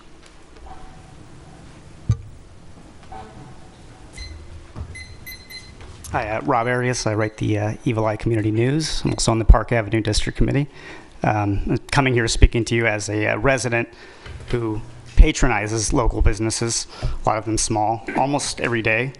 I eat out in Emeryville way more than I care to admit. So I'm speaking from that perspective as somebody who patronizes small business and wants to keep them here. as many of them as possible. So I wrote a post recently, I hope you had the chance to read it, from a perspective of small business in Emeryville. I have quotes from 7 small businesses from within Emeryville and their perspectives on what this would do to their business. It's not all positive, so I encourage you to read it on your own time to get the entire spectrum of this argument. So since the city opted to eliminate its own community poll, what I was told, I decided to hold my own. I asked the question, do you support or oppose Emeryville's proposal for a minimum wage hike from $9 to $14? It was $14 at the time, I guess it's $14.42. 44% of those who took the poll were in favor of it, while 56% opposed it. The 34 that opposed it favored a more gradual hike. 17 advocated for a more industry-specific hike. So, in the post, I also tried to count the retail small businesses in our city. I asked staff, I asked the Chamber of Commerce, but they didn't keep track of these things. Retail establishments in Emeryville. The list I came up with was 9 businesses, 9 retail businesses, and the way we did those down to the businesses that just had a retail presence, it was basically 1. So I just started asking myself the question, is Emeryville doing enough to support small business? I think the question that Emeryville needs to ask itself is, does Emeryville prefer hot Italian pizza, or does it prefer Little Caesars? Does Emeryville prefer Doyle Street Cafe, or does it prefer Denny's? Does Emeryville prefer Prize Fighter or Elephant Bar? Does Emeryville prefer Farley's in Scarlet City, or does it prefer Starbucks? If the answer is yes, then we need to ask what we can do to encourage small business in our city, not discourage it. The more barriers we put up for small business, the fewer small businesses we will draw and will exit our community. When I interview small businesses, I always ask them what their experiences was in dealing with the city of Emeryville. You might be surprised to hear that it's generally been that of disappointment and frustration. You might also be surprised to hear that some of the businesses I spoke with actually had an easier go of it in Oakland. Oakland, yes, the city we often compare ourselves to. They're the tortoise and we're the hare. Well, you might be surprised to know that that might not be the case anymore. We're the tortoise now. And Oakland's Thank you, the Rob. hare. Are there any other people that would like to be heard on this issue? Would you come forward, please?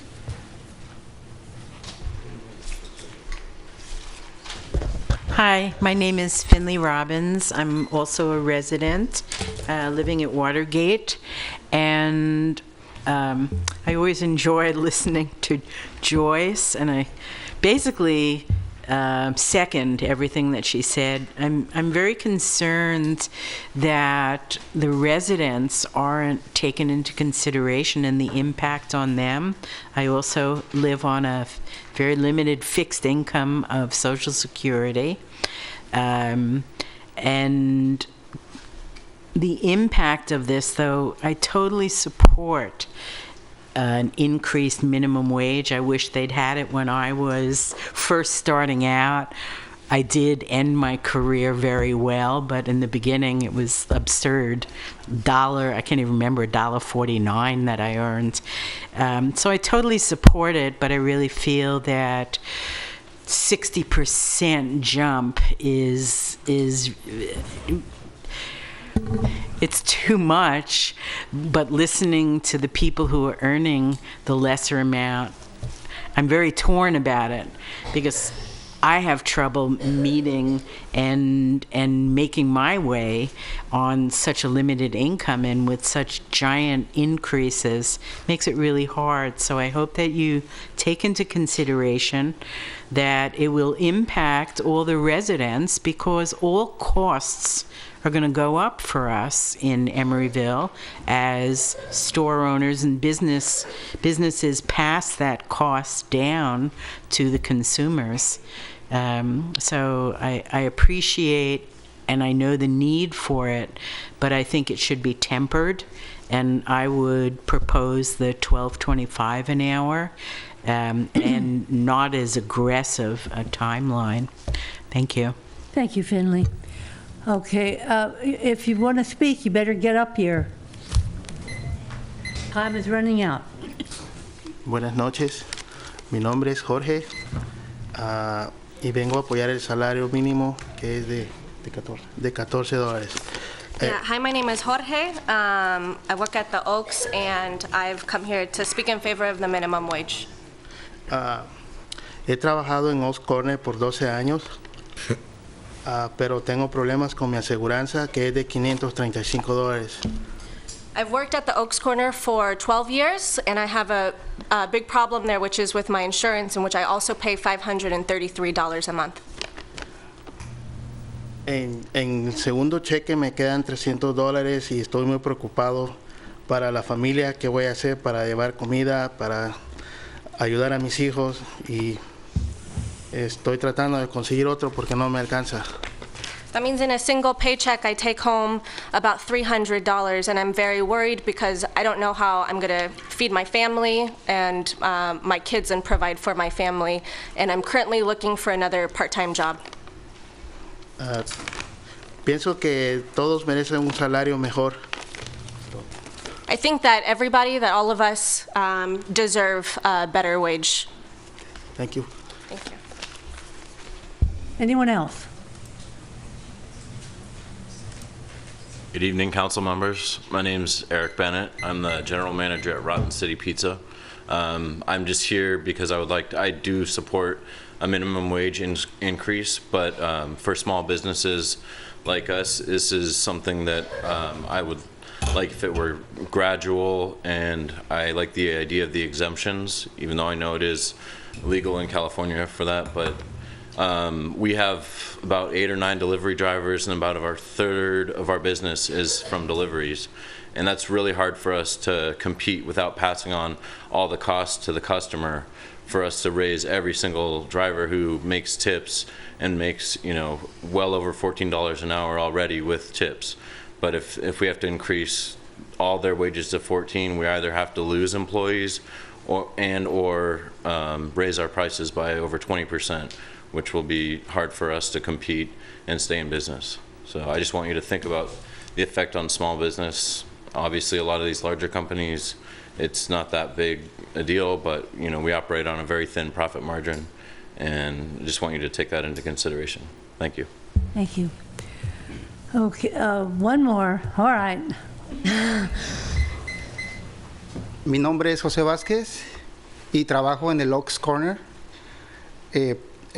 Nosotros estamos apoyando lo que es el incremento salarial. My name is Jose Vasquez. I also work in the Oaks Corner, and we're supporting an increase in the minimum wage here in Emeryville.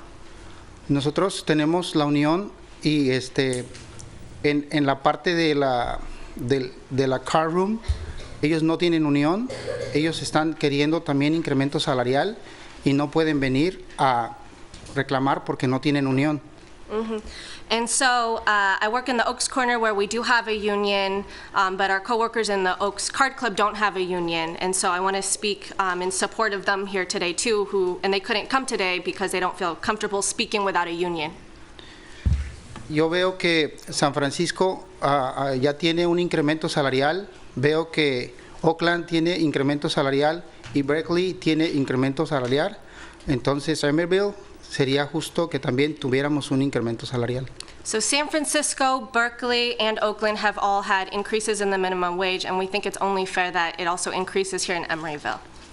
Eso sería todo. Gracias. That's all. Thank you. All right.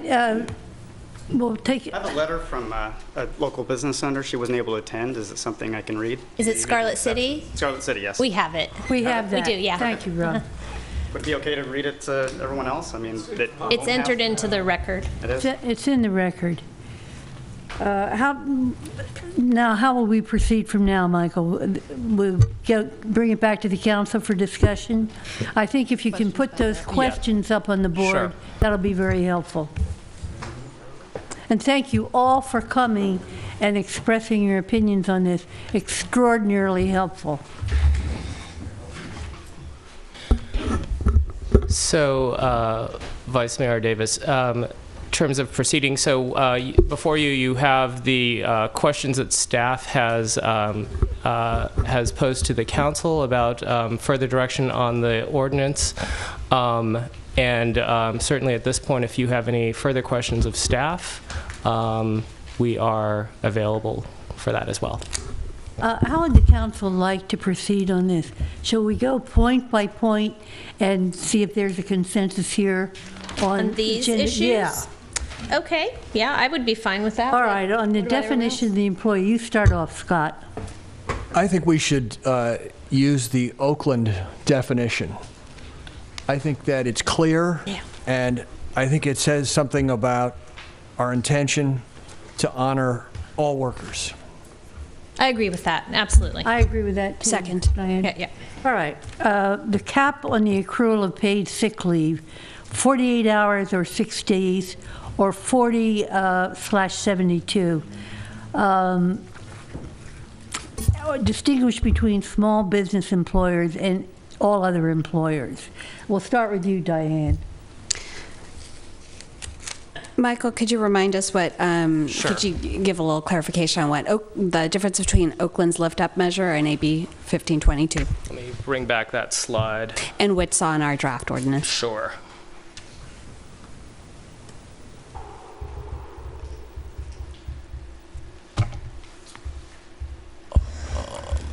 Michael, before you start, Yes. I just want to clarify for the audience, there will not be a decision tonight on the ordinance. This will move forward. This is just providing the framework for staff to bring forward to the community and bring back to public meetings in the business community. So this is essentially a rough draft. Yeah. Okay, go ahead, Michael. Thank you, Mayor, Vice Mayor. So maximum hours accruable. The Oakland ordinance provides a distinction between small businesses, which are 10 or fewer employees, and all other employers.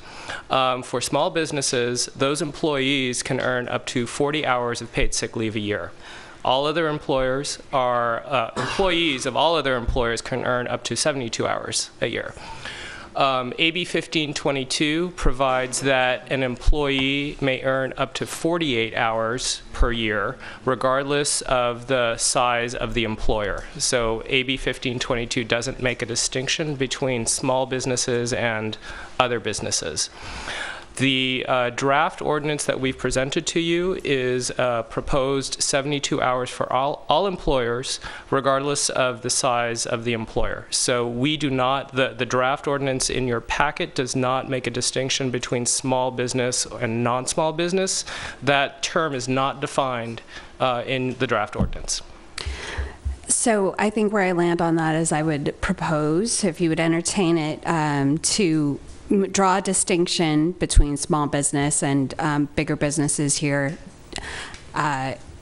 However, I still want to arrive at what is a small business in Emeryville.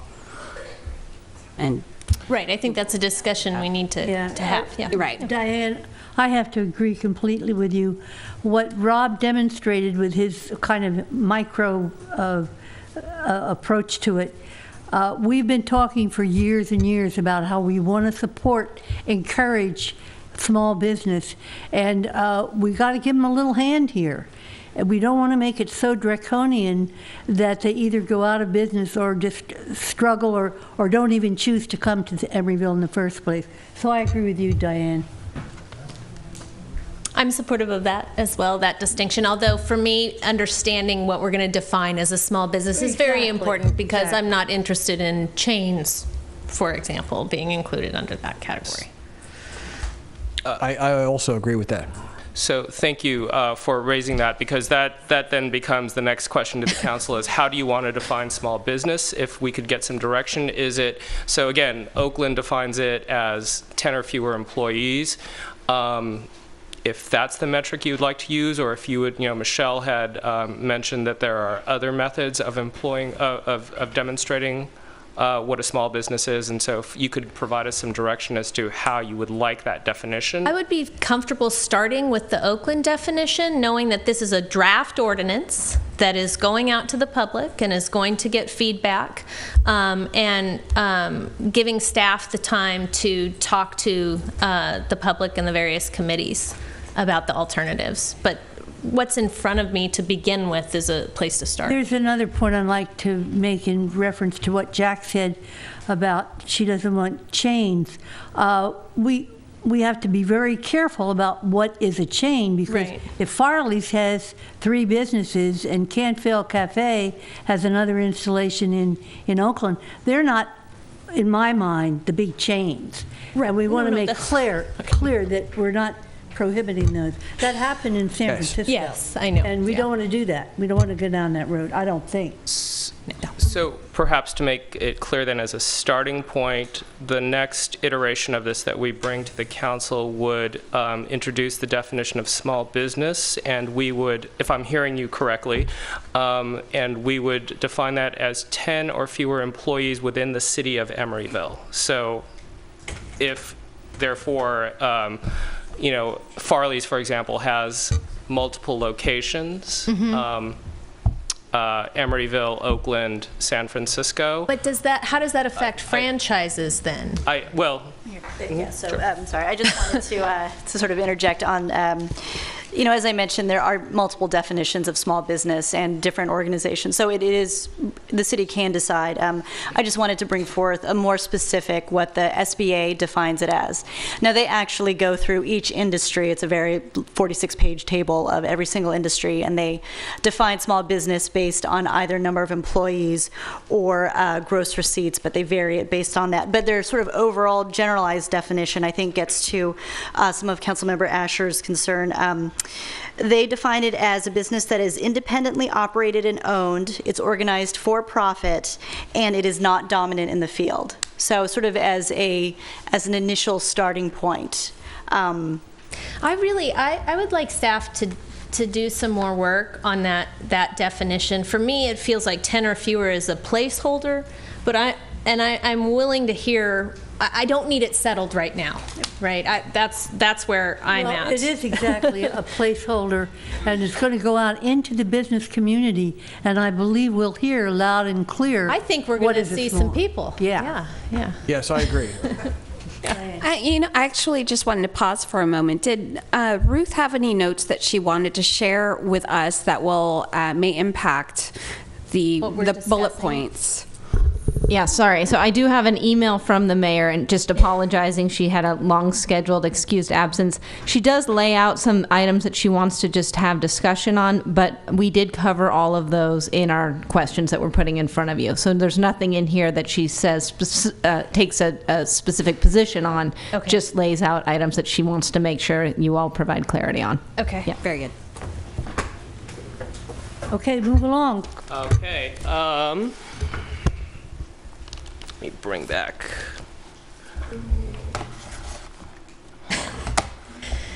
All right.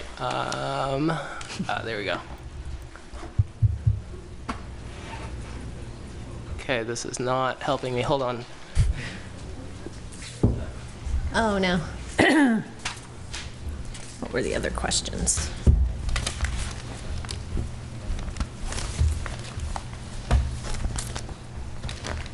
Are you getting it?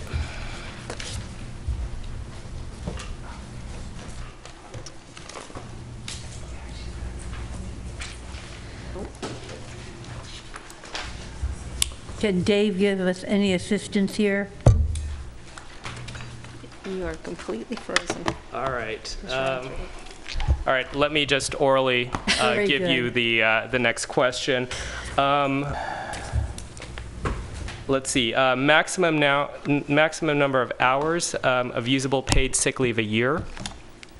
So the question is, do you want to set a limit on how many hours an employee may actually use of their paid sick leave that they've accrued per year? So as a reminder, City of Oakland's ordinance does not provide any limits. An employee is able to use up to the maximum up to the number of hours that they have banked of paid sick leave per year. The state statute provides that there is a 24-hour limit. So an employee may use only up to 24 hours of paid sick leave a year, regardless of how much that employee has banked. You're talking about 1522. 1522 does, yes. Oakland. I think we should go with Oakland. Oakland's fine. If you accrue it, it's yours. Yeah. Moving along. All right. Next is the use of paid sick leave. So the question is who's included in the definition of family member? The expansive one. The most expansive one is the one I'm interested in. Agreed. You get to designate. Yes. Yes, I agree with that. Well, I don't agree with you guys, but I think it should be in there, and we should send it out into the business community to see what the impact of that type of a requirement will be. Okay. Right now, I don't have enough information to say, but always in my mind is the fact that we really want to nurture small business, and I, for one, don't want to be one to put the dagger in their throat. So we'll have it in there because you got 3 votes. But okay. For me, I'm more interested in just alternative family formations and the kind of flexibility that would allow. Okay. But yes, I want to hear back from folks too. All right, yeah. so we'll keep it in there for the next iteration and for further discussion. Okay, so the next question for the council is the start date for the use of paid sick leave. The Oakland Ordinance and AB 1522 provide that there is that the use of paid sick leave begins 90 days after the effective date of those particular ordinances. So the question is, would the City Council like to allow employees to begin, if you remember, employees will begin to accrue paid sick leave at the rate of 1 hour for every 30 hours worked. So the question is, do you want to allow them to start using paid sick leave sooner than the 90-day mark? And the Oakland one is the 90 days too, right? They follow Oakland that. And AB 1522 provide for a 90-day. I propose we go along with that for the draft. Yeah, for the draft, we'll do that. Feedback we get. All right. So those are my questions. I think Michelle has had that last slide with some additional questions. Yeah, well, Michael, while you're up, may I ask a question? So I saw you, perhaps you were Googling or researching tip credit. Yes. And our labor code. Sure. And just to either substantiate or refute what was mentioned in public comment in regards to legality. Absolutely. So I will also emphasize what Vice Mayor Davis had mentioned, that this is a draft ordinance, right? This is a work in progress, and there's some additional analysis that will need to be done before we provide you with the final version. With that disclaimer in mind, it's true. There is no tip credit. The labor code does prohibit the use of tip credit in California. I think one of the things that staff is struggling with is what to do or how to accommodate or account for the fact that employers or that employees receive tips. And I think that you were hearing some of that from some of the business representatives here tonight. I will note that the Oakland ordinance, the Berkeley ordinance, and the San Francisco ordinances regarding minimum wage do not speak to tips, right? And so the idea is that regardless of whether or not an employee actually earns tips or not, there is that minimum wage that is applied. And so presumably an employee that earns tips would earn the minimum wage plus the tips that they receive as part of that employment. Right. So, I'm going to put this as sort of a placeholder for us to continue continue further research and refinement in the ordinance, and we'll have a more refined analysis for you at the next time you see this. Moving along. Moving along. Okay. So the next set of questions are from that last slide, and it specifies the issue that we were talking about, exemptions and phased implementation. So they've sort of been bunched together in this particular set of questions. And if you want to consider, and to be included in the draft ordinance that goes out, exemptions or phased implementation, if you could sort of specify one or the other for either for nonprofits, internships, training programs, small businesses, with the caveat that the definition of small business needs to be further refined. Obviously, the issue regarding businesses with tips is to be further discussed, as well as the concept of total compensation regarding businesses that also provide health benefits. And then the new questions go through the implementation timeline. Sadly, we're going to have to go low tech, so if you want to see that implementation timeline, I'll flip to the paper again. And then just general changes and revisions. Scott, you start off on this one. Well, I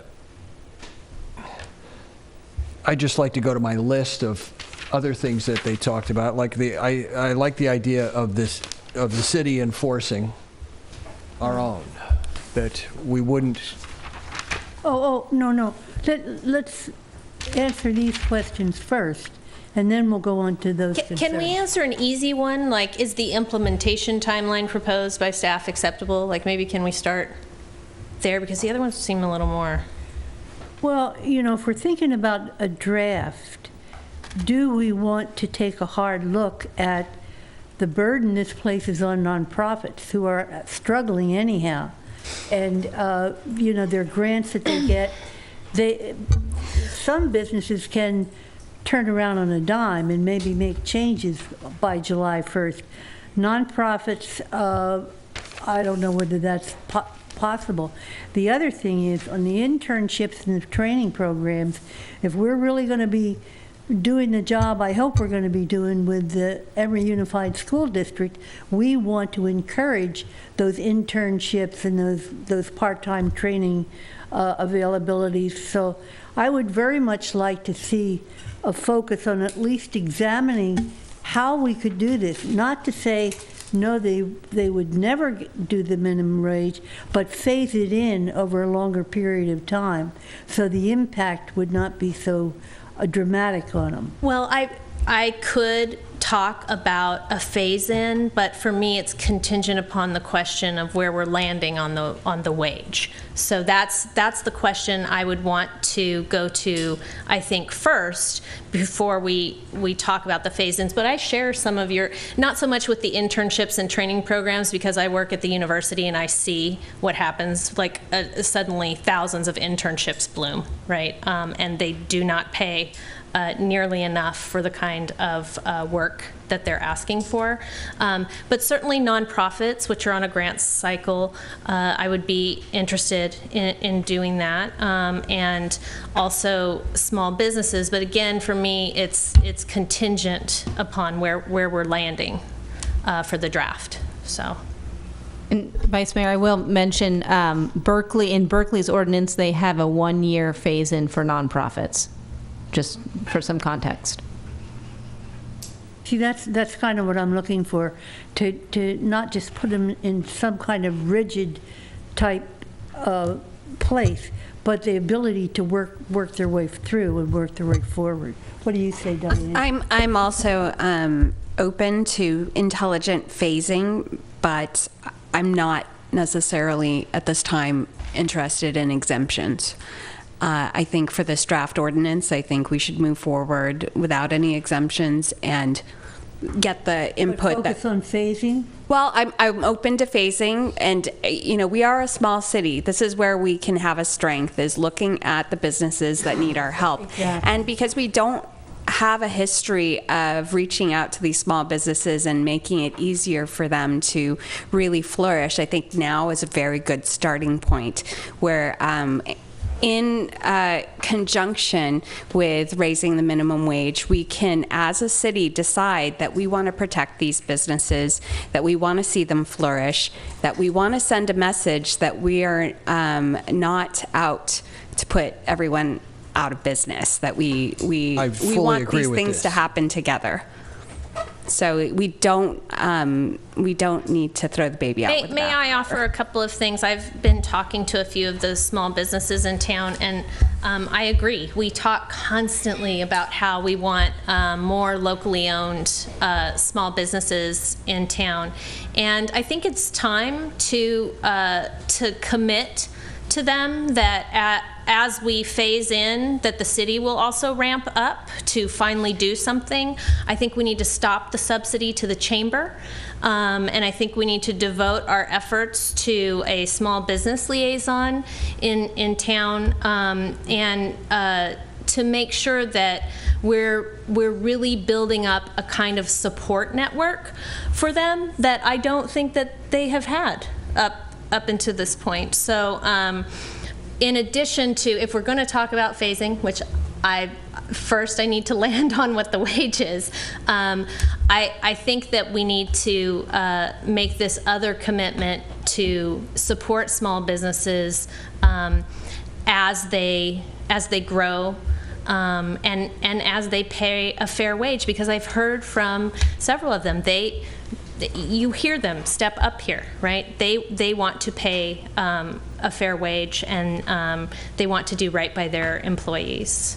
There are things in particular about the restaurant business that I think we really need to address. They are very vulnerable, and one citation from a health standard missing, not followed up with quickly, could really put a business under. So if we're going to, we need to help small business get through a health citation and really make sure that they can do it quickly. Maybe we can do something in Emeryville that other cities can't do for restaurants. Maybe we can allow people to take their wine and beer right out on the sidewalk without having to, just have all these laws broken. And maybe our chief would say that Any violations, say no. Okay, I'm just fishing out there. I'm trying to make, Emeryville has a history of a draft. A draft, yes. Draft beer. Okay, Michelle, have you gotten a clear sense of direction here? Well, we still need to. No. So for the draft as it's written right now does not include any exemptions or phase-in. So do you want us to go ahead and put it out there without any of those items and get the feedback, and then you would adjust it from there? Or do you want to explicitly put some into the language that we send out? I think that we need some direction on that. What will the draft look like? Yes. So nonprofits, for example. Well, I would support a phasing for the nonprofits and the small businesses and the internships and the training I programs. still need to know what wage we're landing on to begin the conversation. Okay, let's talk about that. Yeah. $15 by 2018. Is that good enough? How do we get there? What does the path look like? Because one thing that when we're talking about, and people keep saying 1443, we realize that is only $27,000 a year, right? That's all that it is. And you cannot live in Emeryville on $27,000 a year, right? We provided this handout that shows the hourly wage that a person would make in order to qualify at every income level according to area median income, right, for our housing. And you can see that this is if you get your 40-hour work week, which, good luck. Extremely low income, you would, that person makes $9.83 an hour. And we know we don't have enough units under extremely low income in Emeryville. $16.38 is very low income, right? We don't even have the housing, right? If you made $16.38 an hour. I think that when we're talking, the difference between $12.25 and $14.43 is a little less than $350 a month. And what that means, what I'm hearing from folks when they come up here is that that's health insurance, right? Or that could be after school care for your child. And lifting up the wage floor, one of the things that it does is it stops the kind of subsidizing that government and your city government, right, is providing for people who don't pay a fair wage. So when people cannot afford to send their children to after school care, but they have to work, the city's going to make a calculation and we're going to pay for that service, right? So the idea that somehow we're all lowering our costs or protecting ourselves with refusing to get to a living wage, right, on a what I would say is a really urgent timetable is not looking at the wider picture. The other thing is that low-wage workers are not taking their earnings and hiding it in, Europe somewhere. It's not happening. They're spending it immediately, right? It goes right back out into the community. Oftentimes it'll go into the places where they work, right? And the communities where they work. And so this is a way to grow the economy in a more broad-based fashion, right? With a direct effect on the lowest paid workers. Low paid workers contribute to the economy, right? They're not just taking. For me, I think that we spent a lot of time building big box. Boy, we're ringed by it. And I go in there, because I'll admit it, I shop at Target, right? I'm there too often. And I sit there and I look at the folks who are working at Target, and they don't have any protections in terms of their scheduling, right? They churn through employees. I don't know that I ever see the same folks there. That's true. And we're asking people to live on a wage that there's no way they could survive on in our town, right? And so we've brought this kind of business to town, and then we haven't made that business, right, pay a fair wage. Instead, we're just subsidizing it, right, through our own programming.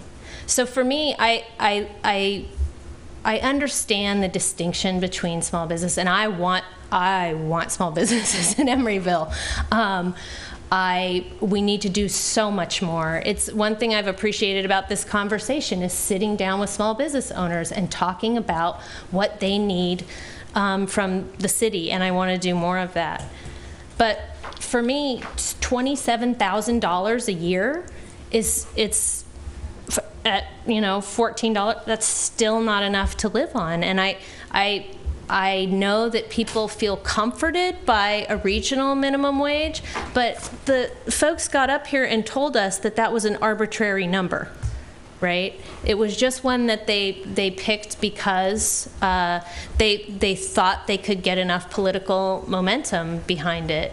And what we're arguing for is a wage that will give dignity to people, right? And allow them to not live off of subsidies and not have the city subsidize businesses in this way. Give it directly to the workers, right?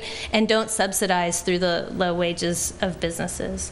So for me, the phasing in, I'm very interested, especially if what we're talking about is $14.43, right? As the living wage. I think we need to move toward it.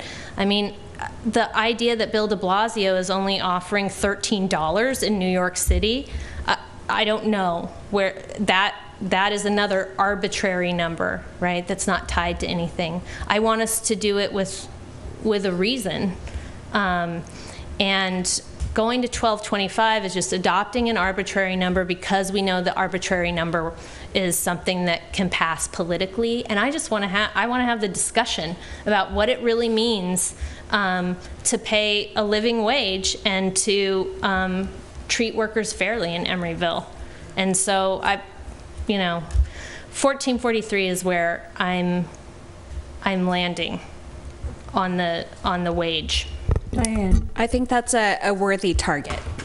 I think we should keep 1443 in the draft ordinance and see where it lands with the public. Because this is not the end of the discussion. It's not, it's the draft. This is a draft. This is, to solicit comments from those who are going to be affected. And, all of us have been contacted by businesses, and we will continue to be contacted by businesses and by workers alike. And we want to hear from businesses and workers and see how this is going to play out. And I support 1443 for the current draft. I really like the staff proposed phase-in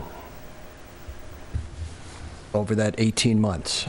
For everyone? Do you want to small business? Yeah. Do you want to specify? I liked it for everyone to phase in at that rate. I also would like to have staff research something about scheduling. Look at what other cities are doing about scheduling, because a lot of restaurant workers especially work part-time, and if they cannot predict when their work is, they can't schedule other jobs, and a lot of people need to do that. And so I think also we have to address that issue, because that's a real issue that is especially true in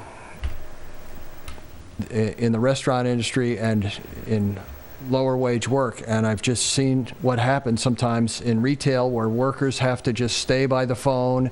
They can't do another job, and their current job doesn't give them enough hours. And so it's sort of like we can give somebody a higher wage, but we can make the life worse without some kind of scheduling issues in some cases. So I want the staff to look at that. Well, one of the things, though, with raising the wage is that workers actually become more valuable, right? And then it becomes an issue of does the employer want to, is it cost effective for them to try and churn through people as opposed to creating full-time work?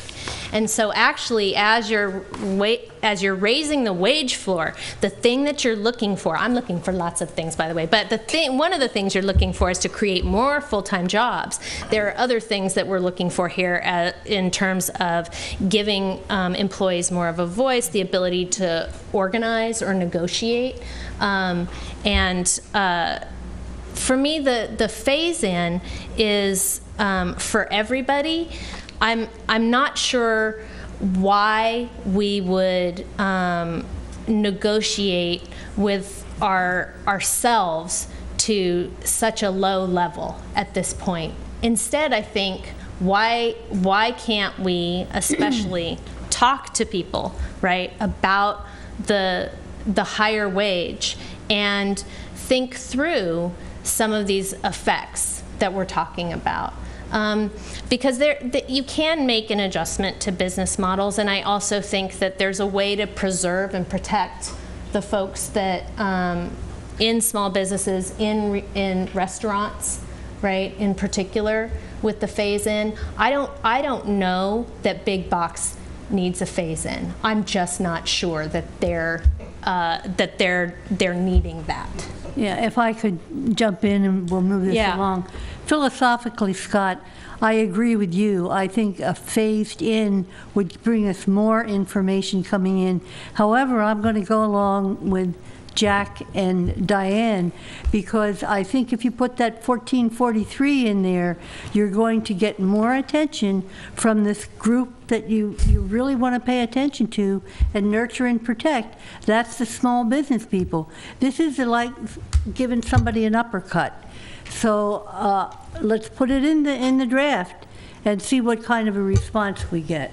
But my inclination in the final is to go certainly with a more phased-in approach. Makes more sense all the way around. Because we are not sure that the actions that we're taking at 1443 are a benefit or a detriment. You talk about to make more full-time jobs for people.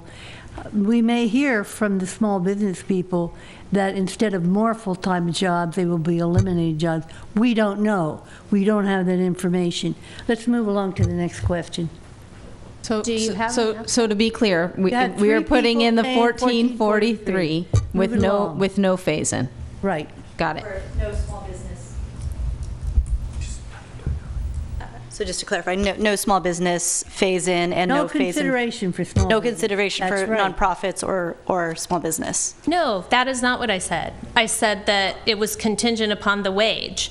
And so 1443, if that's the wage we're landing on, then certainly I'm talking about the phase-in for small businesses and for the nonprofits. I am along with that, and again, let's come up with a strong definition for small businesses like the ones that presented tonight. Yeah. Okay, what else do you need, Michelle? I have one more comment. The timeline. Yeah, so the implementation timeline, let me just put that up.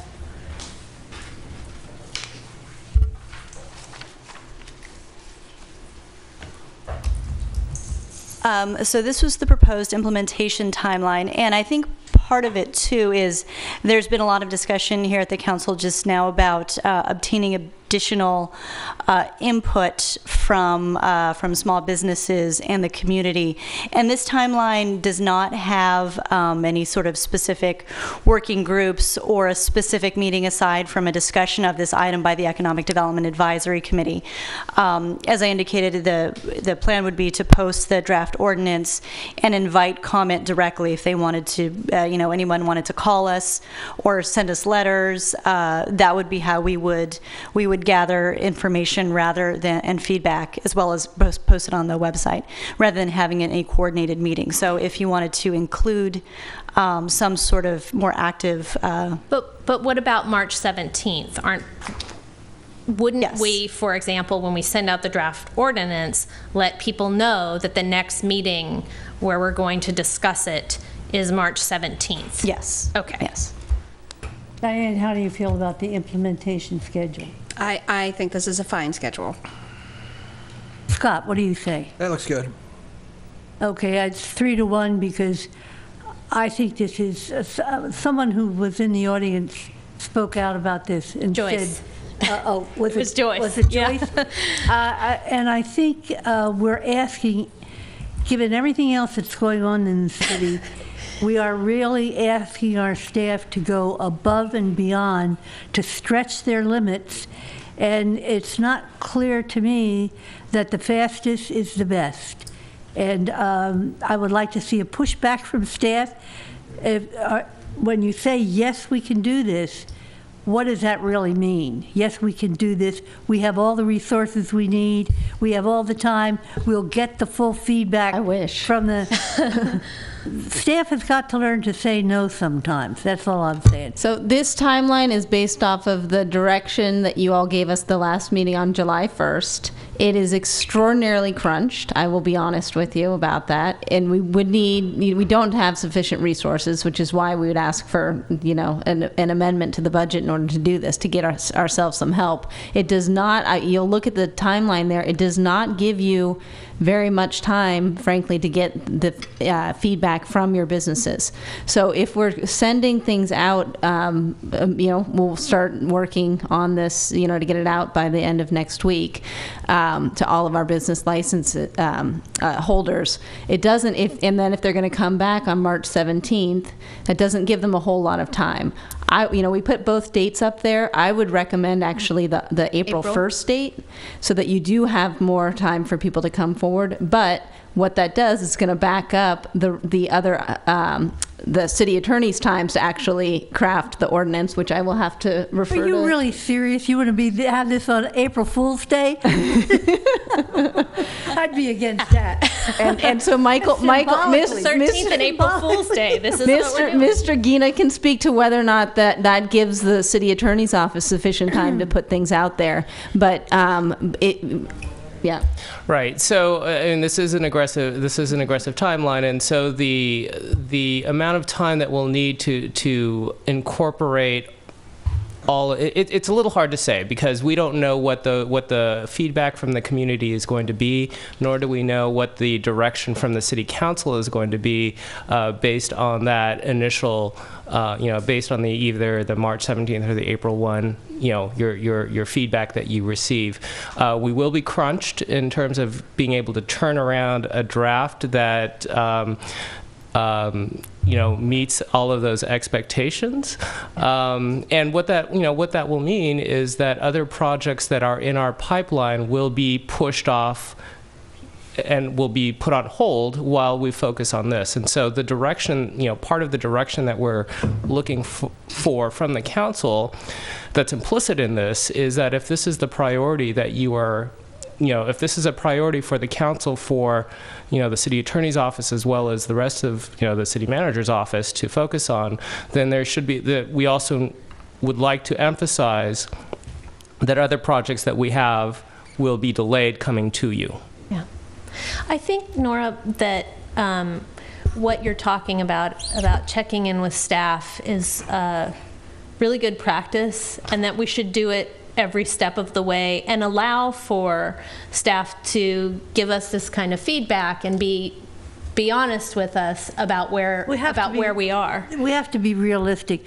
We have a wonderful staff, very professional, very accomplished. Their one problem is they don't know how to say no. They don't know how to say, you want to do this by July 1st? Are you people out of your minds? If you want a reasoned, really thought about, really chewed up ordinance that people are able to punch into and really talk about, you're suggesting a timeline here that's compressing everything and not really, I believe, allowing for real consideration, real information, real back and forth discussion. February, as far as I'm concerned, we're already in June. So I just wanted to bring that up. You have clear direction for 3 members of the council, but I do not believe this timeline serves either the staff, the council, or the people of this city, or the businesses in this city. Well, and I'm also interested in finding out how much business feedback we get. I thought the chambers was going to be more full this evening. Well, Jackie, you do understand. I have talked to many small businesses, and they do not want to come forward. I understand They don't want to that. go on record. They're afraid of the Yelp comments. Oh, you're against minimum and I wage. understand that. And they're not going to put their business at risk like that. Right, but this is also a time for us to sit up here and remind everybody that one of the things that I take very seriously is that I will sit down with you and I will talk with you. I'm going to be doing this work along this compressed timeline as well. But I think moving along and finding out what we get to on April 1st in terms of community input, it's each one of these dates is a point at which we can check in. Right. That was the other thing I was going to throw out there is that when we have either the meeting on March 17th or April 1st, we could certainly, we'll have more information and we can check back in with you. And if we, if our recommendation is to push out the timeline in order to account for the information that we've received and the feedback that we're getting from you folks, that's the message I'm hearing. Yeah. So I see that as an opportunity to check in with you and provide you with perhaps adjustments to that time frame. Yeah. Guys, let me make one more pitch. Symbolically, I think it is a big mistake to have this on April 1st, and I'm not kidding. I'm really not kidding. Really? No, I'm not. What can I say? I mean, we're having a meeting on April 1st, right? I mean, we'll be here, right? Isn't that our regular council meeting? Mm-hmm. It doesn't rise to the level of this particular issue. Actually, the first meeting in April is on the 7th. Is on what? 7th. We're all, April then we're 1st all is a clear. April 1st is a Wednesday. There we No go. April Fools. Is that correct? We're off the hook, guys. She said she. Oh, it's a typo. Okay, well, there you go. It's just a Problem typo. solved. All done. Hey, we just spot 6 days. Right, Michelle, do you have everything you need? Black cats walking under ladders. Oh. Are you sure? I believe so. Oh, and the enforcement, in-house enforcement, if you're okay with us keeping that Yeah. in the way When that you we've written say it. in-house enforcement, what you mean is we're not going to go with either Berkeley or Oakland to enforce, that we are either going to hire someone or we're going to have a contractor do it. Right. I want to make that clear, that correct. in-house enforcement, Yes. it's the choice. Yes. Yeah. Yeah. So the final question was if there were any other changes or revisions to the draft I ordinance think we went through them all. other than the ones that were brought up by staff. Let me Well, second Joyce Jacobson. You guys did a wonderful job. Good, clear, concise It presentation. was a great staff report to read. Thank you. Yeah, thank you. Very good, very good, very good. All right, we're moving along to the next item. The city is housing successor has absolutely nothing. Communications and reports, department heads. Charlie, I know you want to say something. Oh, we haven't had a planning commission meeting since your last meeting, so I have nothing to report. Anyone else? Vice Mayor Davis, I'd like to take this opportunity to publicly announce that I'll be retiring from the city of Emeryville effective June 30th of this year. That'll be 40 complete years. 40. Nice round number, Chief. That is terrible news. You start when you were 10? Good Lord. Yeah, that is bad news. That's not good news. I do not appreciate that. All right. Any other staff members? Council members? Public comment? I have. Council members reporting on meetings attended. Public comment. Not on meetings attended. All right. This meeting is adjourned.